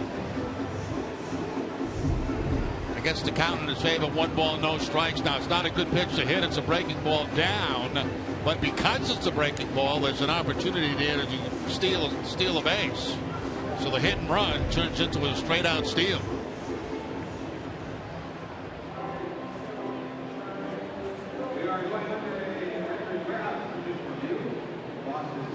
No play under review here.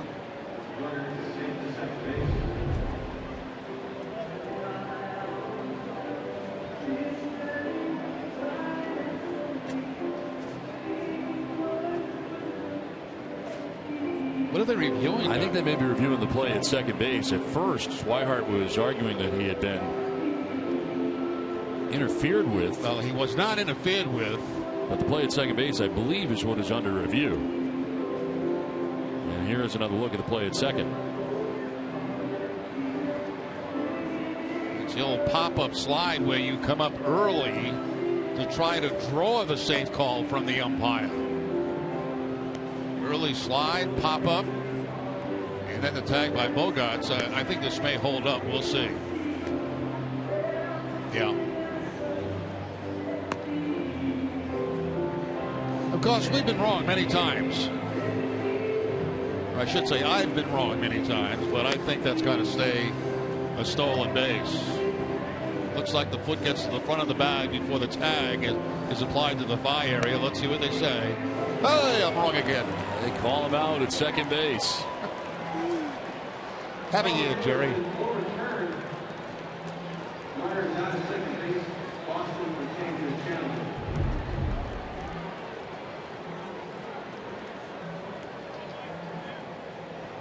I don't know. Well, they overturn it, and it is out number 2 of the inning.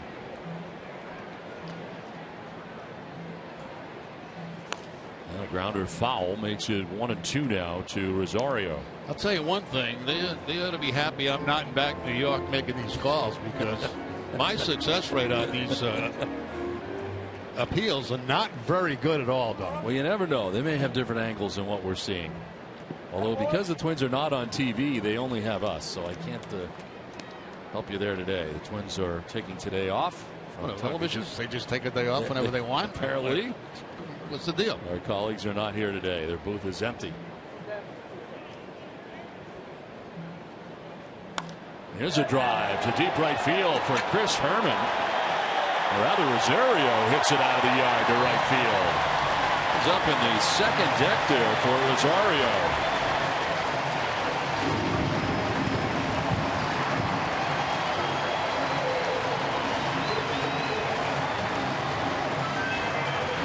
Second home run of the year for him. His 10th RBI. And the Twins are on top by 2 now. And another home run given up by Porcello. Yeah, fastball that stays inside. You can see that Swihart wanted it up in the zone. It stays down. It's that uppercut swing and in a perfect spot for Rosario to make good solid contact. Now Herman hits a 3-hopper down to Napoli. He will flip to Porcello for the out. That ends the inning, but another run for the Twins, who now lead it 6-4.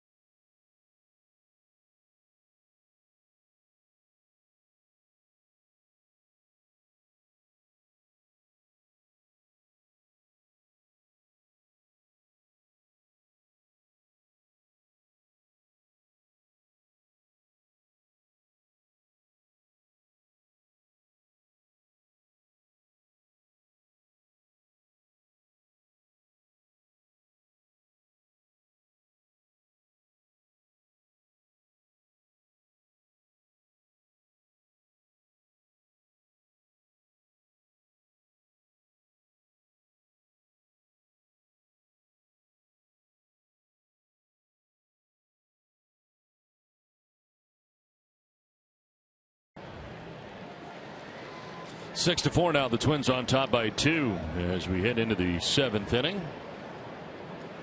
Mike Napoli, Xander Bogaerts, Brock Holt expected here in the inning. Phil Hughes starting the inning with 76 pitches. Third look for Napoli at Hughes today.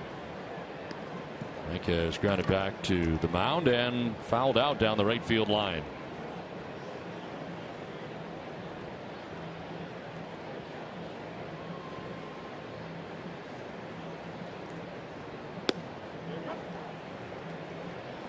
Napoli down 0-2.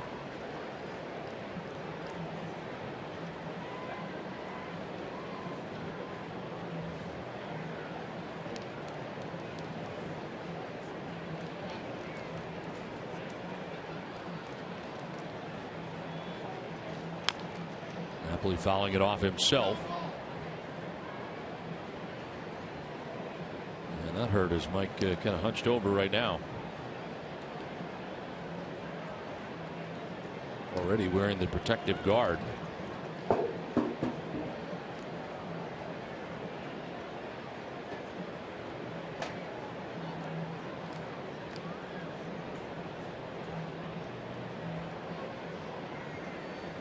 Pitch coming up here for Phil Hughes, with Bogaerts and Holt to follow. Red Sox batting in the top of the 7th inning.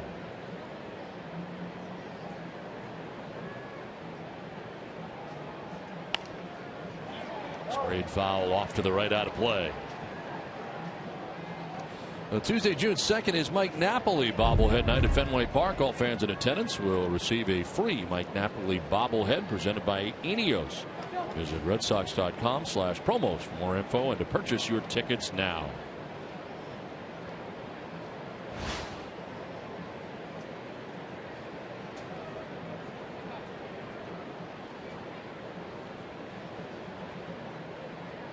Swing and a miss, elevates the fastball at 92 miles an hour and gets Napoli to chase. Third K for Phil Hughes. Send it down to Garrett Austin. Hey, thanks, Don. You know, Red Sox hitting coach Chili Davis and pitching coach Carl Willis were both on the Minnesota Twins' 1991 World Series winning team. I spoke with Davis about that championship team, and he said he has very special memories of that year. Davis told me that they were a scrappy team, and they knew they had something special at spring training because of all the fun they had. Davis also told me that they were very close and they did everything together. Don, Jerry Davis also said that every once in a while he and Willis will talk about that very special summer in Minneapolis. Now the coaching staff together here and back here in Minnesota. Only trip of the year for the Red Sox here into Minnesota to take on the Twins in a much different venue here at Target Field than what they played in at the Metrodome. Telling me yesterday, I was visiting the Twins clubhouse yesterday, and Torrey Hunter has brought a tradition with him to the clubhouse after a game. If the Twins win, whoever the star player is of the game, they have some kind of smoke machine that goes up through the center of the clubhouse, and they make the player get in the smoke machine or near the smoke machine and do a dance. So it's some kind of a ritual that Torrey Hunter has carried with him, and they use it in the Twins after a victory.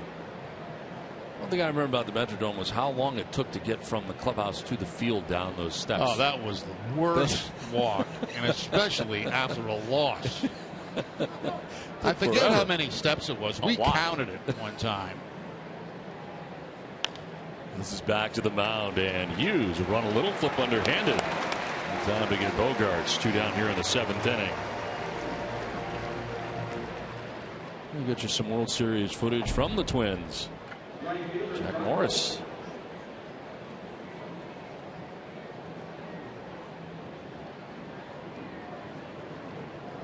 And Gladden scoring that run there. Now part of the broadcast team here for Minnesota. Been on radio for a number of years. 2 down in the 7th inning for Brock Holt.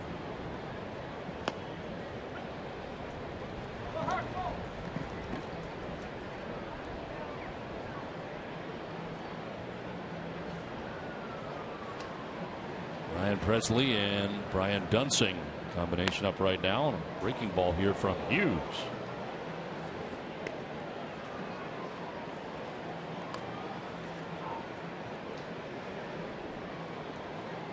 Dan Gladden doing games here now for the Twins, has for several years on radio.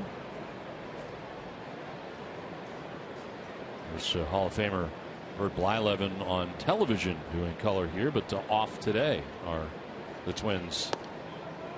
Bert used to do every game, and of course Bert went from going to the Hall of Fame to doing about 100 games a year. Yes. And there's the implosion.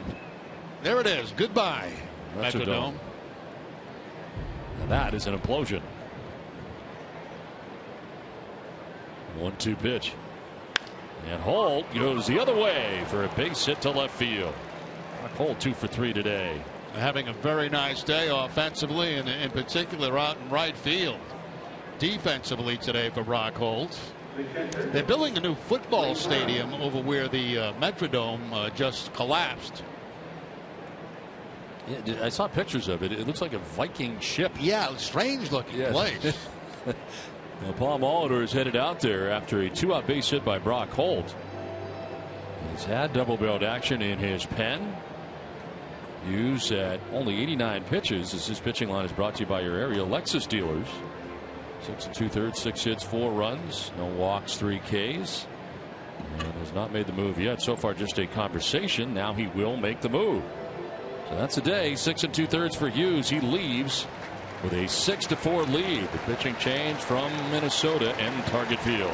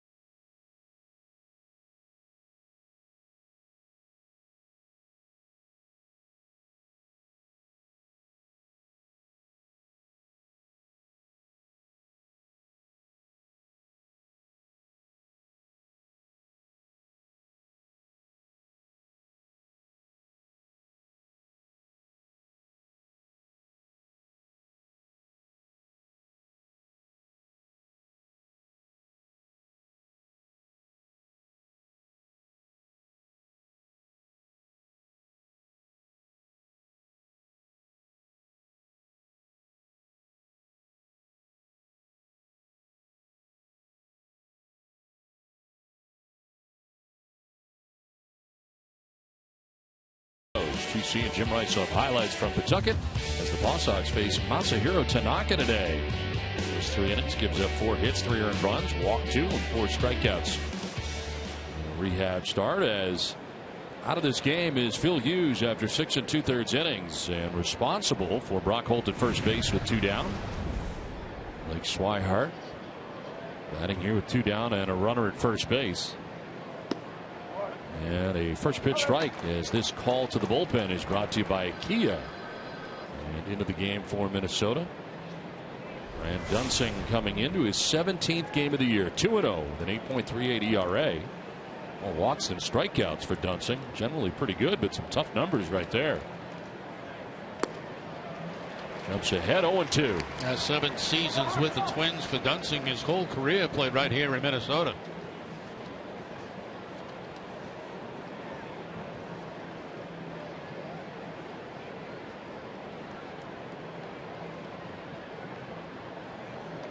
Originally a 3rd round pick by the Twins in 2005. And a bounce in, taken off for second base right away is Holt, and he will get there. On the dirt, and Brock Holt breaking right away in the scoring position now with 2 down. A very good base running by Brock Holt to get himself in a scoring position. Ball bouncing out in front of the plate. He can read that, and even though he's going back to first base on the windup, once he reads breaking ball and dirt, he goes. High pitch charged to Dunsing.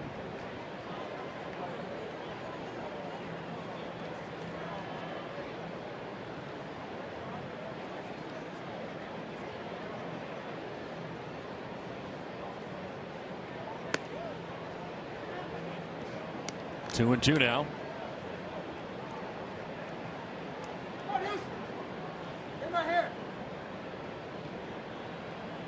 Swihart bats now. Pedroia waiting on deck.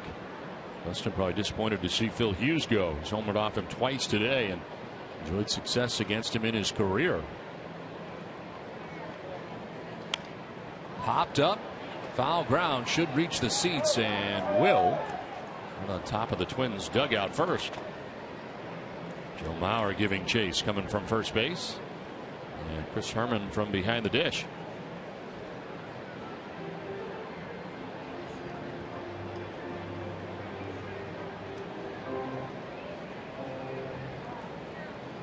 Action for the Red Sox, guy we saw last night, Alexia Gondo, warming in the pen.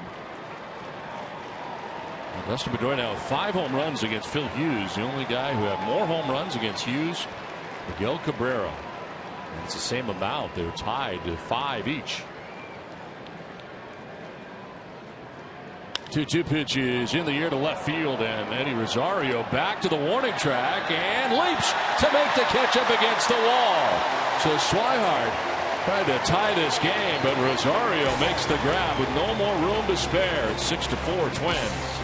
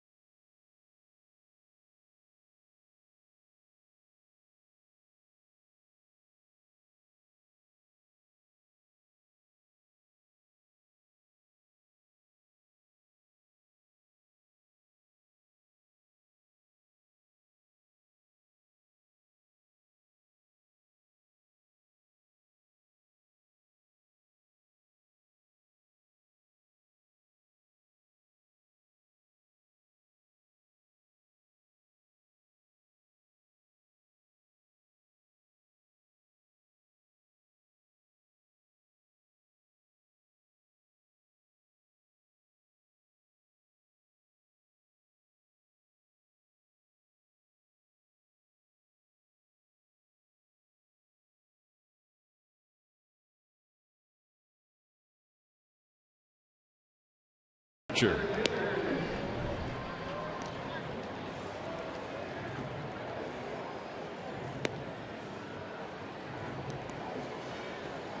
And the play here made by Rosario in left field.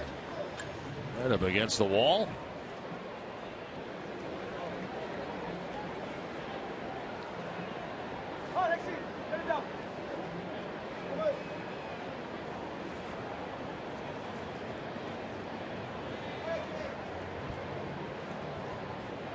So in on the grass at third base is Sandoval as Aaron Hicks leads it off and hits a fly ball out to center field. Moving back is Mookie Betts underneath to make the catch for the first out here in the bottom of the 7th inning. So one down and Danny Santana coming up.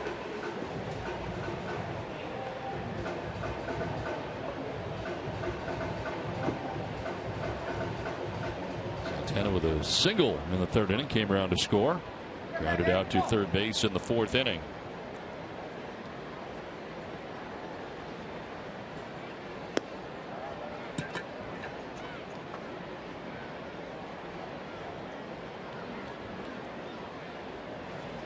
Two home runs allowed today by Rick Porcello.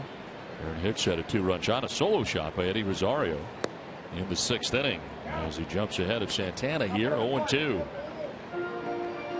Gondo has been joined in the pen by Tommy Lane.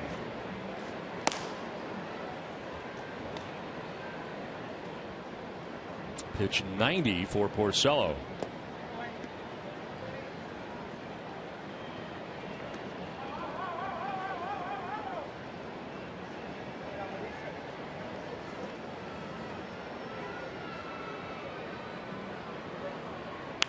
Late defensive swing fouled off down by the tarp area.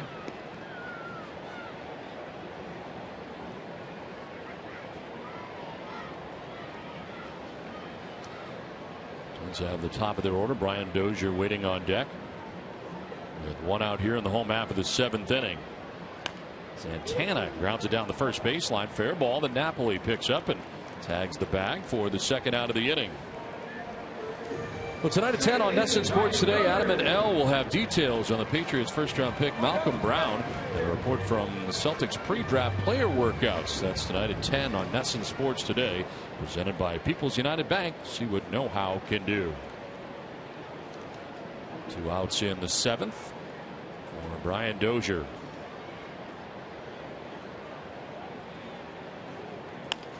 Dozier will pop it up in a shallow right center field. Brock Holt coming in to make the catch. It ends the inning. Porcello through 7 innings, but it's 6-4 Minnesota.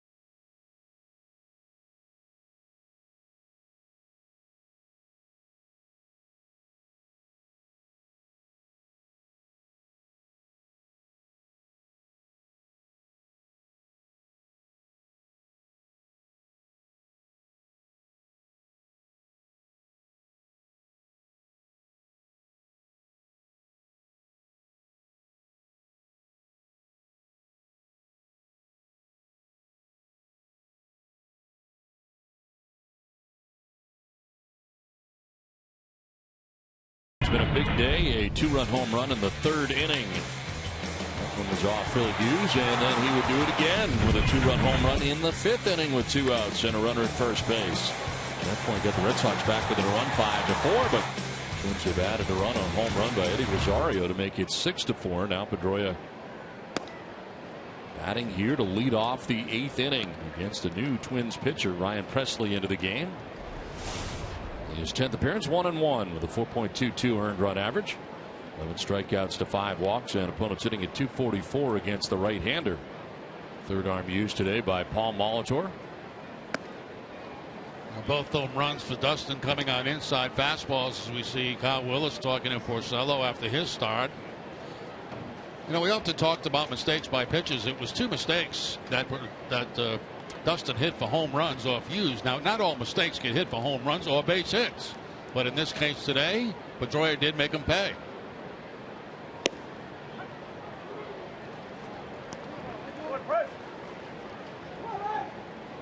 And 7 home runs and 551 at bats last year, and injured hand and wrist this season. 7 home runs and 182 at bats.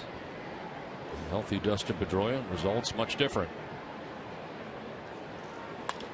Now a fly ball down the right field line. Hunter was deep and comes in and into the slide to make the catch. Torrey Hunter still got it. Nice grab out there by the Gold Glove outfielder. Well, that's just experience right there, because, you know, as I've mentioned in the series, Torrey Hunter doesn't have that explosive speed that he once had, but he has the knowledge of playing the outfield. And it didn't look like for a second there that he was going to get to that ball, but he had it lined up. You know, here he comes in from playing very, very deep. He checks out his first baseman, Mauer, takes his eyes off the baseball to check where Mauer is, and then able to pick the baseball back up, go into the slide, and make the catch. Great play by Hunter.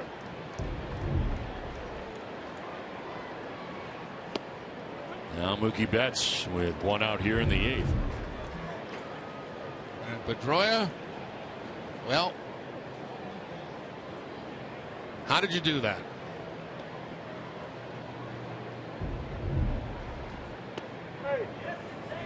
Did he go? They check. No, he did not, says Dan Iasanya. And certainly Ryan Presley enjoyed the play in right field by Torrey Hunter. 9 times he's won a Gold Glove, 39-year-old.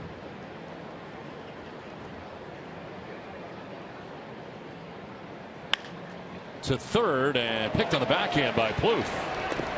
2 down here in the 8th. It's time now for the Geico Red Sox moment. All season long, Geico will highlight the 1975 Red Sox in honor of their 40th anniversary. In their 47th game of the 75 season, the Red Sox sit down the Twins 3-1. Bill Lee tossed a complete game and got the win, while Fred Lynn went 3 for 4 at the plate, including a home run. Molitor back out there again, and he'll make the change as Ryan Presley gets the 2 batters he was in there to face. He departs with the Twins on top 6-4. The pitching change from Target Field.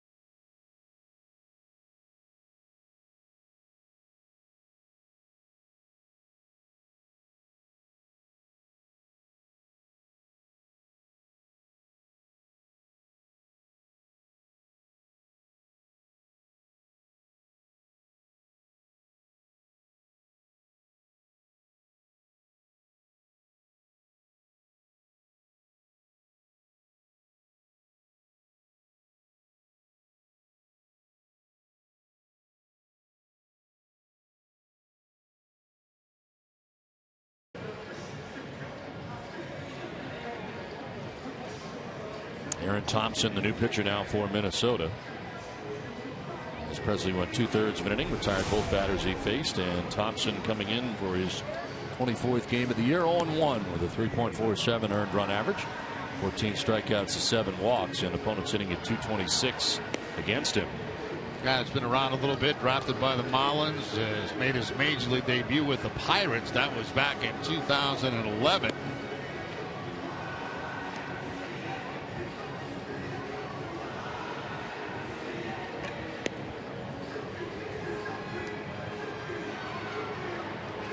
Tomorrow at 7, don't miss Red Sox first pitch presented by Joseph Abboud, available at Men's Warehouse. TC and Steve Lyons will preview Eduardo Rodriguez's first start of 2015. And a bit of a surprise today. Red Sox going to have the start tomorrow for Rodriguez. Of course, a guy they picked up for Andrew Miller from the Baltimore Orioles at the trade deadline, and will be making his debut tomorrow against the Texas Rangers. And not bumping anybody, just pushing everybody back a day in the rotation. Yeah, Red Sox do not have an off day for quite some time, so John Farrell felt like moving everybody back a day, and getting Rodriguez up here to make a start would certainly help out. We'll see tomorrow night on NESN. Pablo Sandoval batting with 2 outs, facing the new pitcher Aaron Thompson.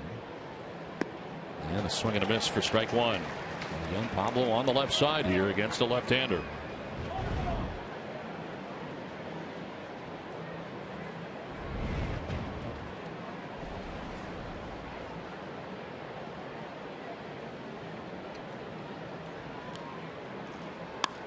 And again, a base hit for Sandoval from the left side. So this has worked out very well for Pablo Sandoval. I agree, Don. You know, and if I was him, I'd stay with it. I mean, this ball's not crushed by any means, but he hit a tough pitch. It's a breaking ball down and away. Sandoval's able to reach across the plate, serve it into left field for the base hit.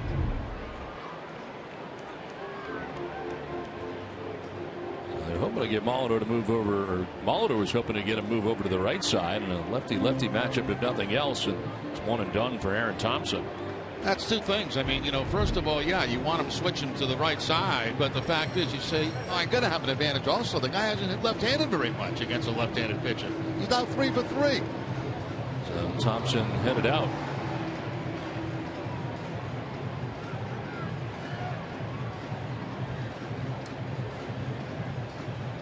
Sandoval, with that kind of success early, may give him the confidence to continue to do it. Hit left-handed against left-handed pitching. We go back to a first pitch fastball last week at Fenway Park, where he picked up the base hit. And then we've had 2 in this series. Ground ball back up the middle, but there was no play. Sandoval gets the hit there, and of course the base hit we just saw to the opposite field. So if I'm Sandoval right now, what the heck? I mean, things haven't been going right from the right side. Why not stay this way and take your chances?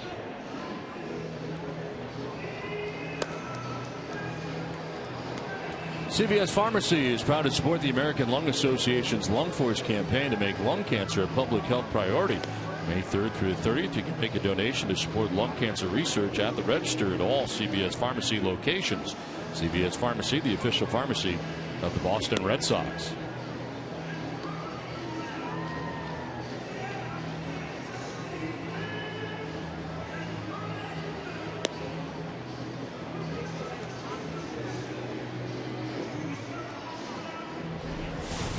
Michael Tonkin, the new pitcher now for the Twins, his 11th appearance without a record, a 5.40 earned run average, walk and 7 Ks. And now the 3rd pitcher of the inning here for Minnesota in the 8th. They try to piece together this inning, and Sandoval at first base with 2 outs. Sandy Ramirez would be the tying run coming to the plate. Start of the season at AAA Rochester did Tonkin. It was called up on the 7th of May. You saw the numbers since the call up from the minor leagues.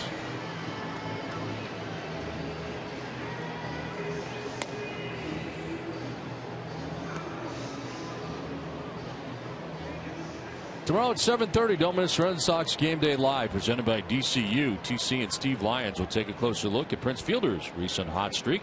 DCU, Digital Federal Credit Union. See what DCU can save you.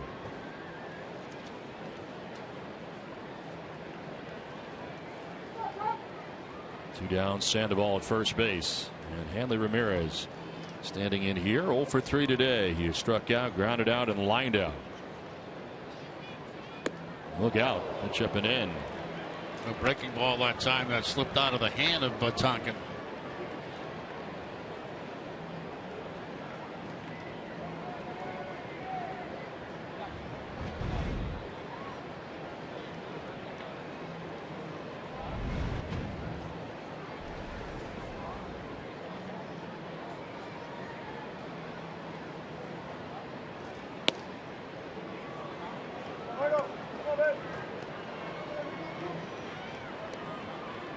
Sox with action in their pen. Junichi Tozawa ready after 7 innings from Porcello and 93 pitches.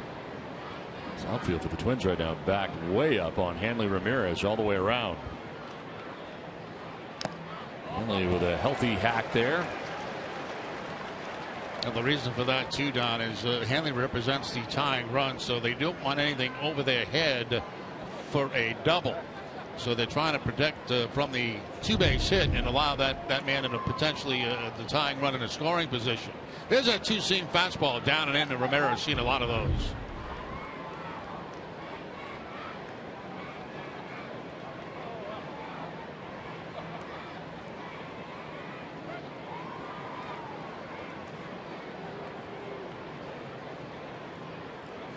Hanley was up last night with the bases loaded in the 8th inning. Red Sox trailing by a run and ended up lining out to right field. As now he takes a pitch for ball 3, 3-1.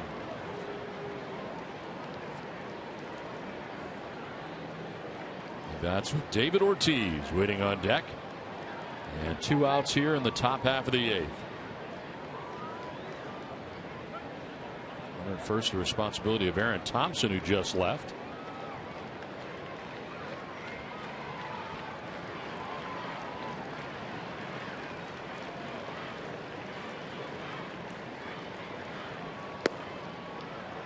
Ball 4, and Hanley Ramirez down to first base. So a 2-out walk now. And David Ortiz making his way to the plate.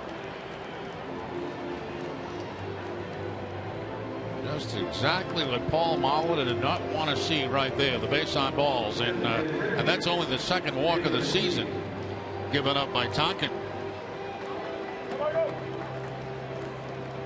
Ortiz 0 for 3 in the game. Has grounded out to second, popped out to the catcher, and grounded out to shortstop.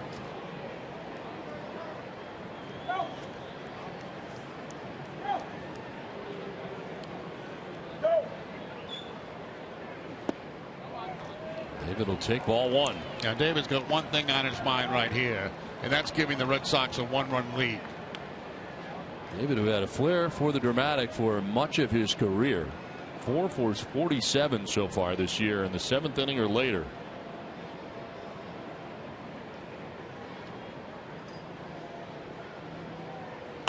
And he grounds one softly towards Plouffe at third base, and that is that in the 8th. Red Sox strand a pair, trail 6-4.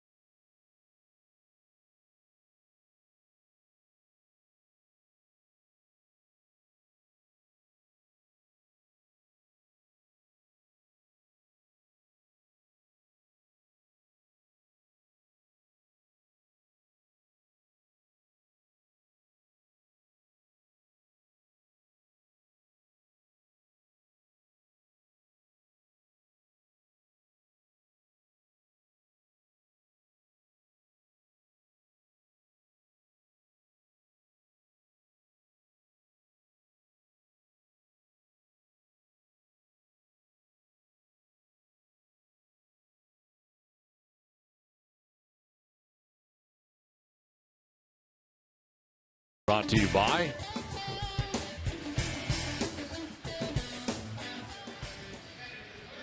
back in Minneapolis, Minnesota, where the Red Sox and Twins play here into the bottom of the 8th. 6-4 Minnesota on top. All teams with 7 hits, and the Red Sox bring in Shinichi Tozawa after 7 innings from Rick Porcello. Porcello on the hook right now, departing trailing by 2. Tozawa's 23rd appearance of the year. 0-1 with a 1.80 earned run average. 19 strikeouts to 4 walks, and opponents hitting at 205 against Tozawa. Torrey Hunter leading it off here in the bottom of the 8th. And grounding one foul down towards the tarp area.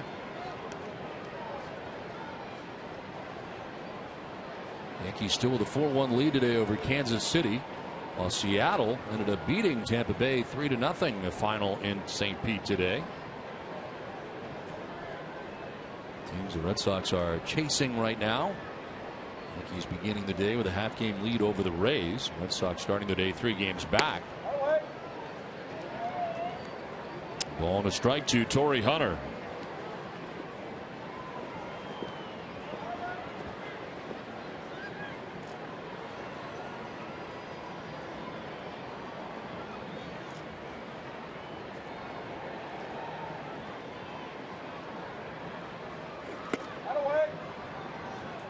Did he go? They checked. No, he did not, says Dan Iasanya.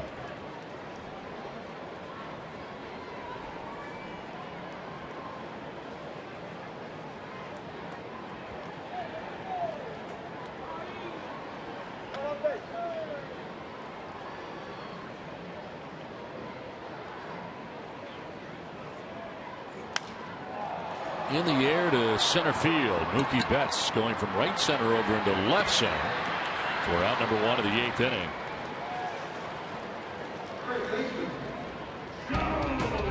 Boston Red Sox baseball in Nesson is brought to you by Southwest Airlines. Book your low fare on southwest.com. Your local Subaru dealers. Digital Federal Credit Union. See what DCU can save you. The Scion TC. Sullivan Tire and Auto Service. Thank you, New England, for 60 great years. And by the Kia Sorrento. 5 in a row retired by Red Sox pitching. 1 out here in the 8th for Joe Mauer. Rounds 1 foul. Yeah, look at the Zauer, and to me, he's become a 3-pitch pitcher. Now, he always had the 3 pitches, but I think that he basically would throw the fastball and split. And now he has great confidence in his curveball, which I think is an improving pitch for him over the last year.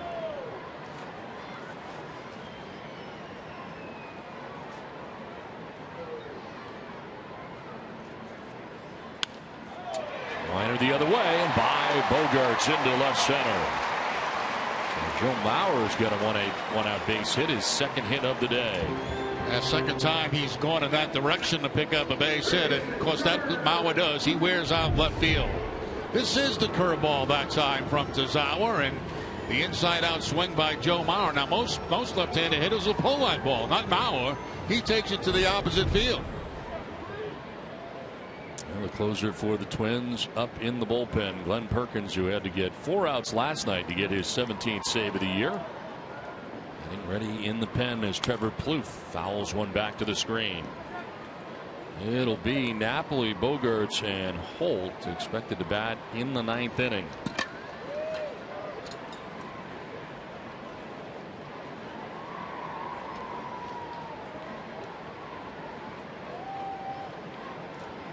That changeup, of course, that is a split-fingered fastball.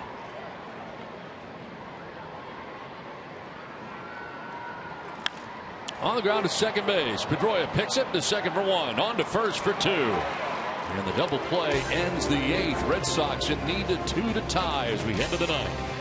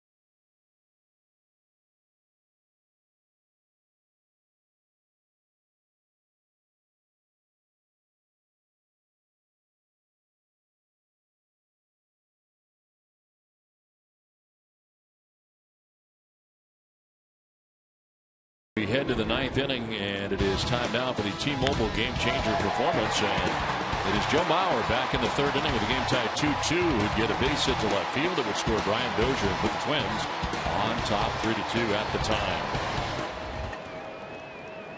So it is 6-4 here in the 9th inning. Perkins, the closer, in now for the Twins. 23rd appearance without a record, a nifty 1.25 ERA. 17 out of 17, including one last night. How about the strikeout to walks? 21 Ks to 2 walks. Like Napoli leading it off and taking strike 1. Napoli 0 for 3 today.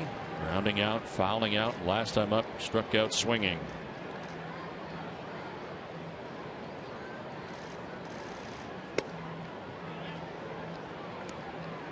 Bullpen's done a pretty good job. All 4 runs charged to the starter, Phil Hughes, in his 6 2/3 innings effort. Chance for his 4th win in a row.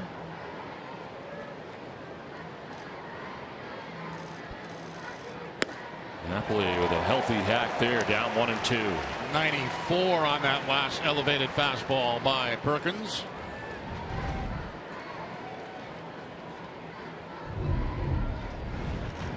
Going up the ladder against Mike Napoli.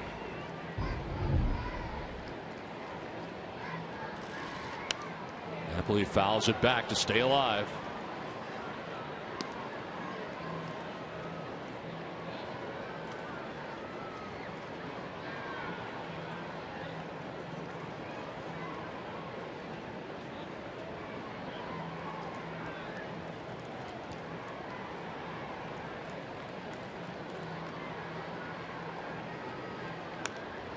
Another foul to the screen. Another fastball from Perkins at 95.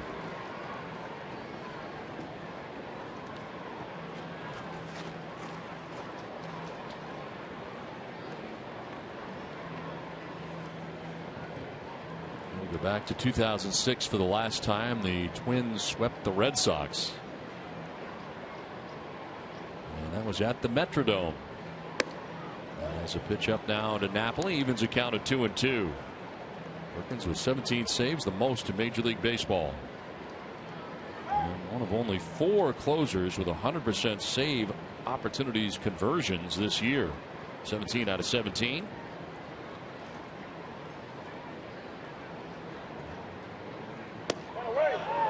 Close pitch. He wanted it a tad inside.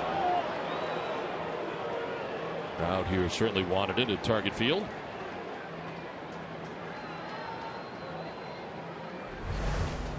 Just a little bit too far inside for Perkins this time.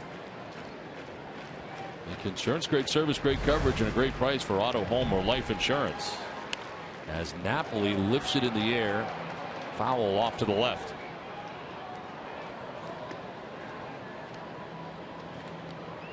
And the battle continues.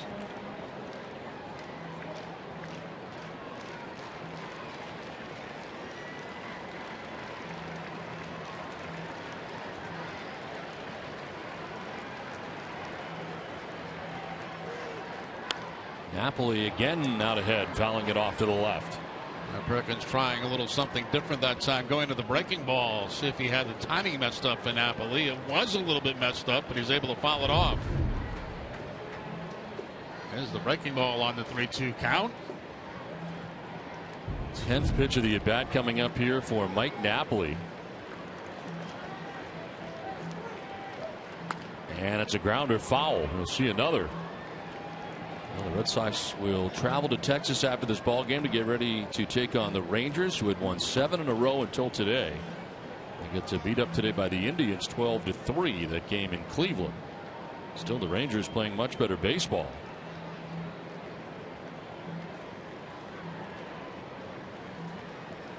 Payoff pitch again to Napoli. And he goes the other way to right field. Hunter coming in for the first out of the ninth.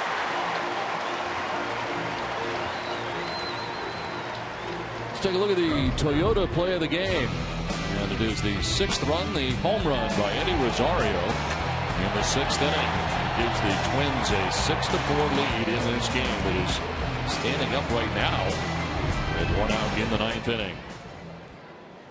For Rosario, his 2nd home run of the year.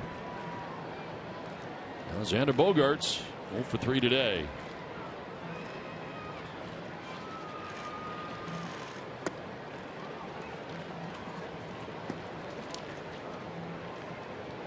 Bogaerts 0 for 11 in the series.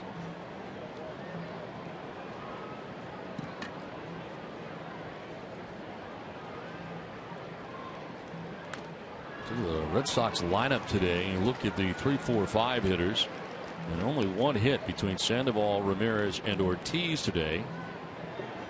Sandoval with a single to left, Hanley Ramirez with a walk. Otherwise, they were retired each time.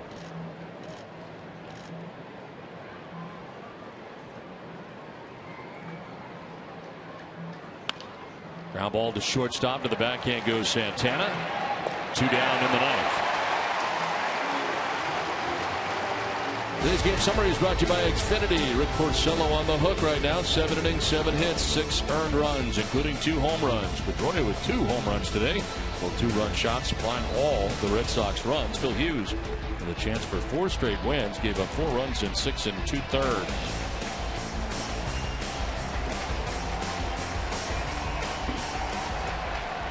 You combine Sandoval, Ramirez, Ortiz, and Napoli today collectively 1 for 15.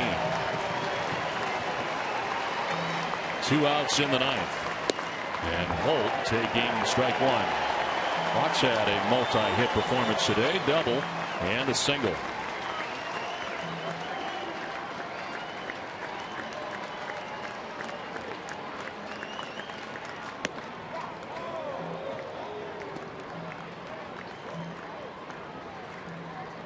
Perkins trying to make it 18 out of 18 and save opportunities. Has 2 outs in the ninth.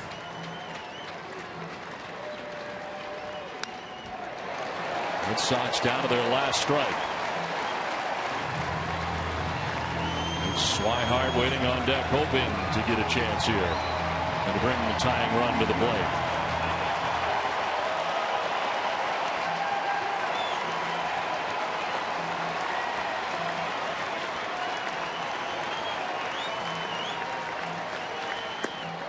Holt not chasing, 2-2.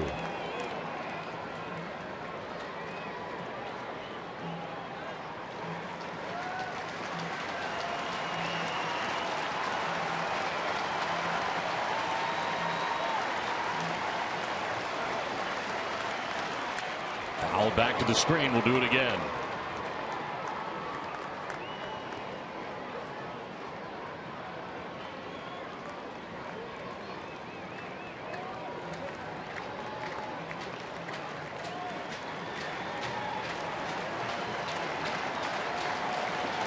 Two balls, 2 strikes, 2 down.